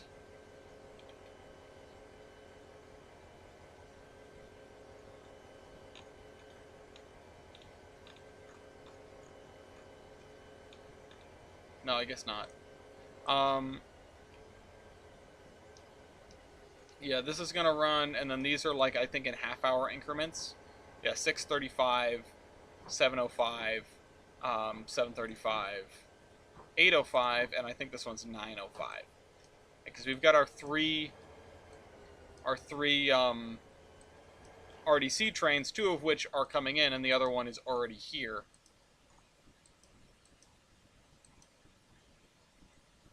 Oh, hello. That's not supposed to happen.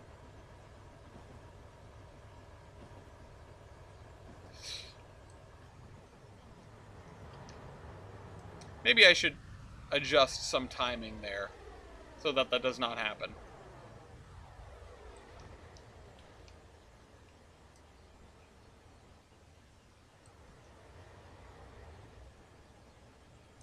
Where's Waza and what is he doing? Actually, importantly, what is the olive branch switcher doing right now? All bad words for the North Station Fairgates. Yeah, I saw that headline. Oh, man. Did anyone think it was going to be like smooth sailing with them? I can't imagine they did. Oh, crap. It derailed the tender. It derailed the tender somewhere. Yeah, there it is. I missed the derailment, but there it is. I mean, yeah, maybe I guess I do want to love the MBTA, but, like, I would settle for just not being upset at it. Not being frustrated, which I guess I'm not most days because I don't need to deal with it, but, you know. That's going to screw up the whole thing that got derailed. It's amazing that it was able to carry on, though. That's pretty funny. That usually doesn't happen.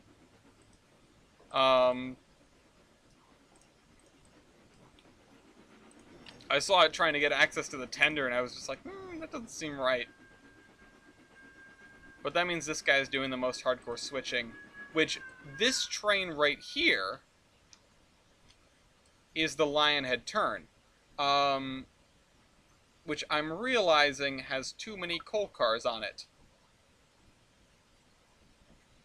It should only have one, actually, because the other three are 1, 2, 3. It only needs 4. But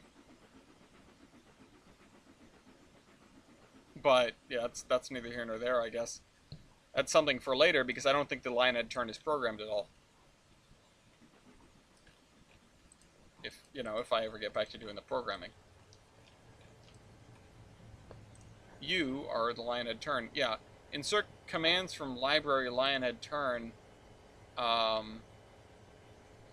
can't see the libraries, but I know that it's at least go and couple to it and then just wait. Pretty sure that's the schedule. It's gonna tuck these away in the back.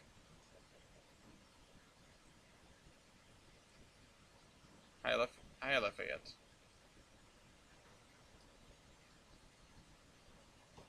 MBTA is more bad train. Ah, yeah. The N in MBTA stands for not on fire.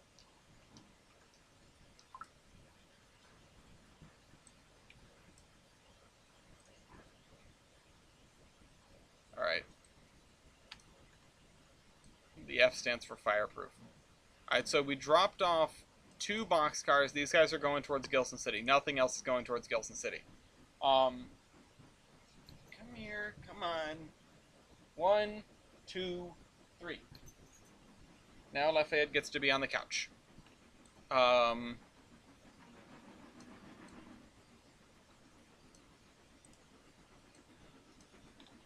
So yeah, this guy, and then vehicle number 6, which is going to be, 0, 1, 2, 3, 4, 5, 6, which is going to be these 2 cars.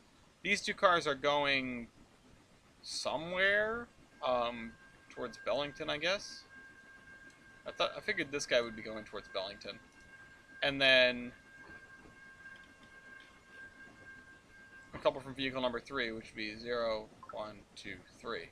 So then these 3 are together. And then this guy is going to get coupled to these guys at the coal company. And then hopefully get stored. You wait for all of South derail to be triggered by the main freight train leaving. And then you go and you put these... You couple them to Butler Yard South C.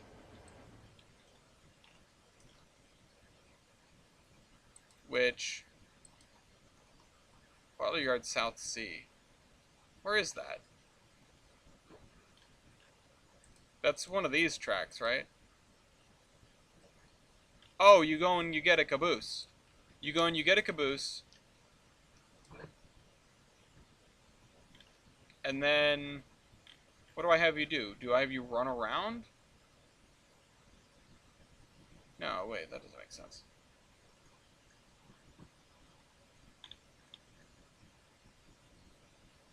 Oh no, you just leave it there. Oh, you just leave it there and then you put the caboose in the caboose track. That's right. And the rest of it gets sorted out by the foot. Lionhead turn when it's putting its train together, which I don't think I programmed that yet. If it can couple at the Olive Coal... Oh wait, it's not there yet. Well, we're gonna wrap this stream up then. I'm curious to see if it does. Actually, you know what? Maybe we'll hang on just to see if it does, because there's no urgency here. We started like an hour late. Gloria's playing The Sims. Gloria will at some point stream The Sims again, I hope.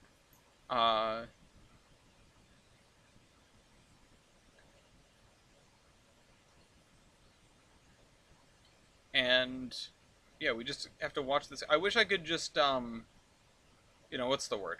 I wish I could just speed it up, but it don't work good. It don't work too good.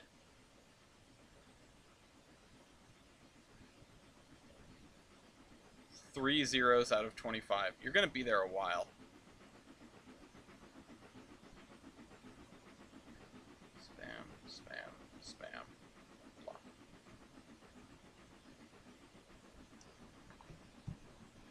Okay.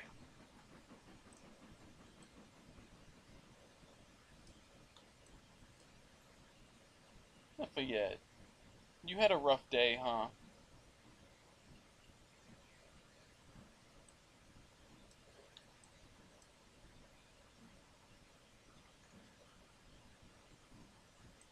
So we've got what, like 3 more maneuvers to do.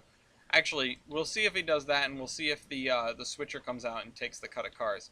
We know that the oh right, I have it autofocus. Speaking of the switcher, I spoke the words and it put me. Voila, very cool. I forgot I had the autofocus set up. I was wondering why it changed my focus earlier. Um, custom camo jobs. Well, might be until Yamato shows up next month. Gotcha. What are you waiting for? Drive to Butler Yard North 6. I mean, we're there, aren't we?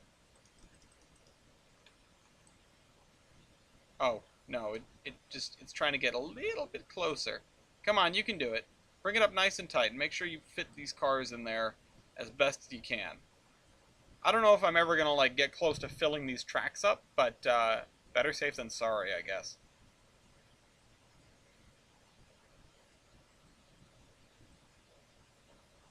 Alright, so now it's gonna wait 5 seconds. It's gonna uncouple those 2 cars. Again, I don't remember where these are supposed to go. I would figure Bellington, but I don't understand why this is going to Bellington and not Gilson City. Unless these are going to Jefferson, which would make a little bit more sense.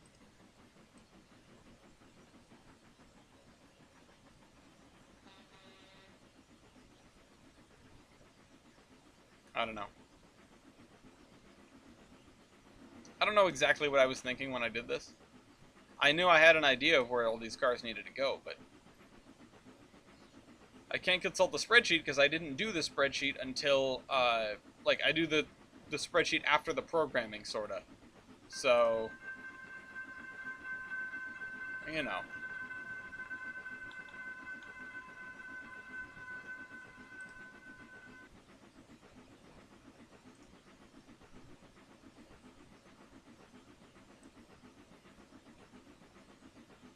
Alright. Come on, you got, like, 2 more maneuvers. Give me fast forward. Go, go, go.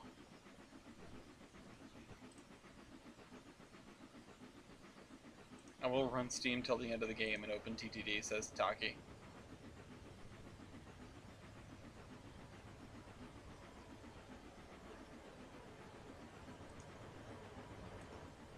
Yeah, and the fact that it pulls so far out is just... It's not helpful, but to replace it with a closer track mark is just another track mark, and I don't know if that's smart, because at some point we fill up the whole screen with track marks. I mean, yes, we do have a not unreasonable portion of the world done, but a lot of that isn't programmed and doesn't have track marks, especially a lot of industrial stuff. So it makes me nervous when I look at, drive to track mark and I see that it's already filled up this much of the screen, Having a scroll bar on it would be very nice, but I don't think that's going to happen anytime soon.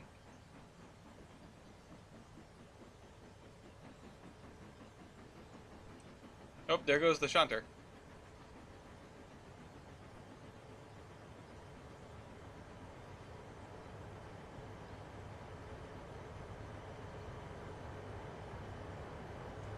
I could make this wait a little bit longer. Until this guy pulls the first cutout, which might make sense to prevent conflicts in this area.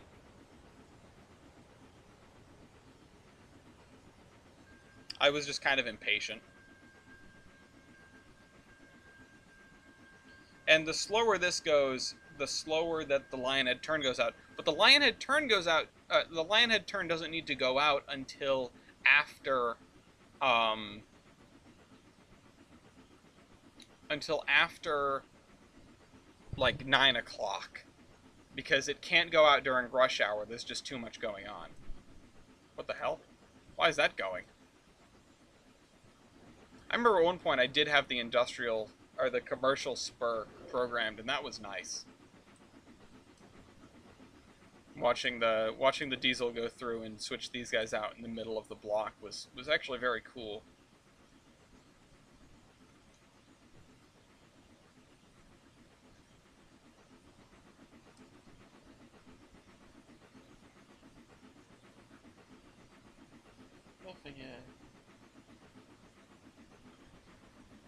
Where's the cat? The cat's gone. We also haven't seen a train go by in the main line lately. I don't think that means something's broken, just that we haven't been looking at the main line much. And 6:04, we're about to see the first VMR train come out. Come on, bring it up nice and tight.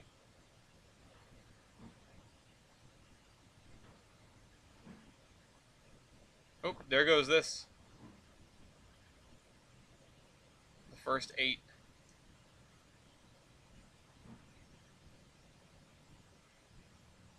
Which it is kind of rough timing because this guy has to wait for those.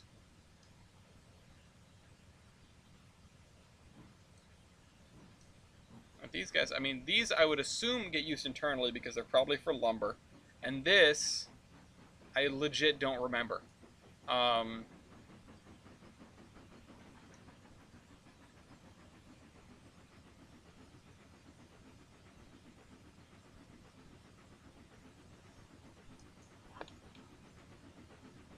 wondering if putting a signal or two over here would help. I'm not sure if it would be a help or a hindrance, honestly.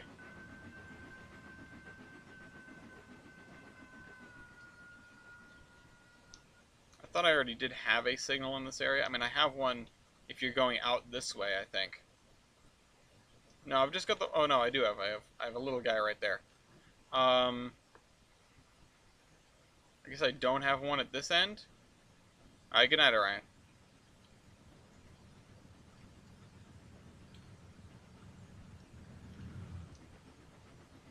I guess backing way out to deal with that. And then this guy often gets confused and runs backwards before he runs forwards.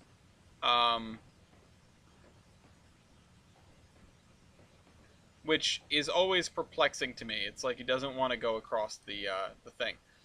So he's going to pull up to here, then set the vert, and then like back up a ways and then come forward again.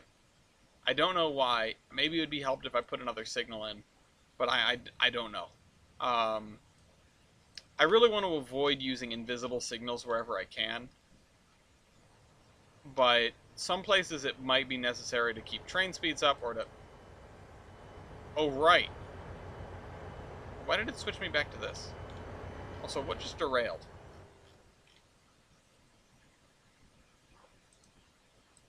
Something over here, probably. I saw C&O boxcar.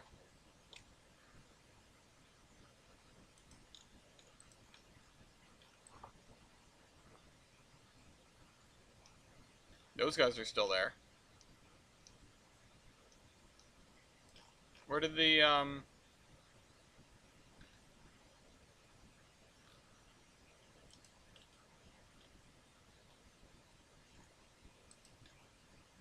where did my switcher go? It just vanished. Alright then.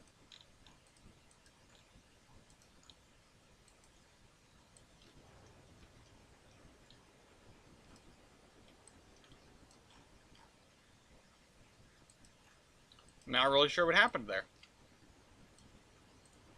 So you are on your way to pull in, and I hope you can do it. I hope you can couple. If you can't, that's a problem.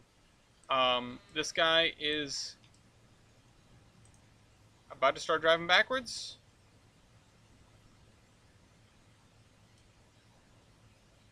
About to start driving backwards. Don't understand why, but actually, does he try this switch?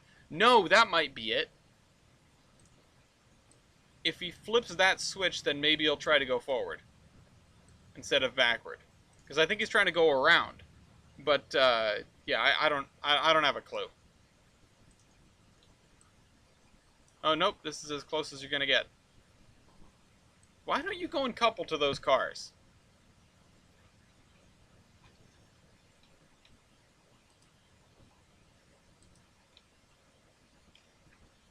I think it's because they're on this, and I should probably add like a track mark here or something. Or maybe I genuinely... Maybe this is genuinely disconnected and I don't even realize it. I don't know. I've seen it happen other places, so I just... No, that's right. It happened when they... when it wasn't picking up cars over here.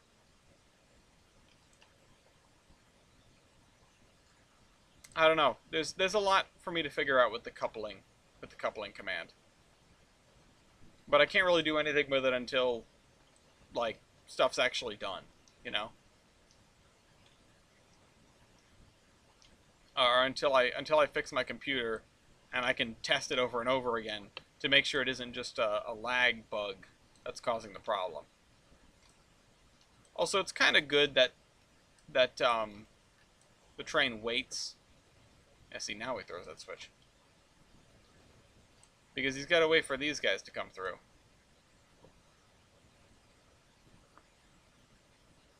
And then once they do, it should be able to get across the main line.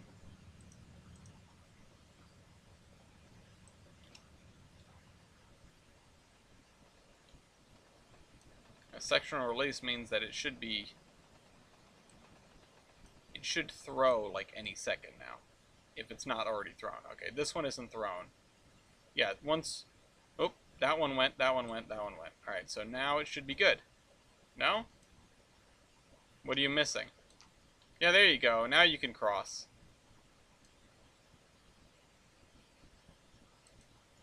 Whenever you want to appear. There you are. Well, we're not going to watch this guy. But, of course, there's still some things to figure out. I hope you enjoyed the tour, especially of the new sections. And I will see you next week. This is the Admiral, signing off.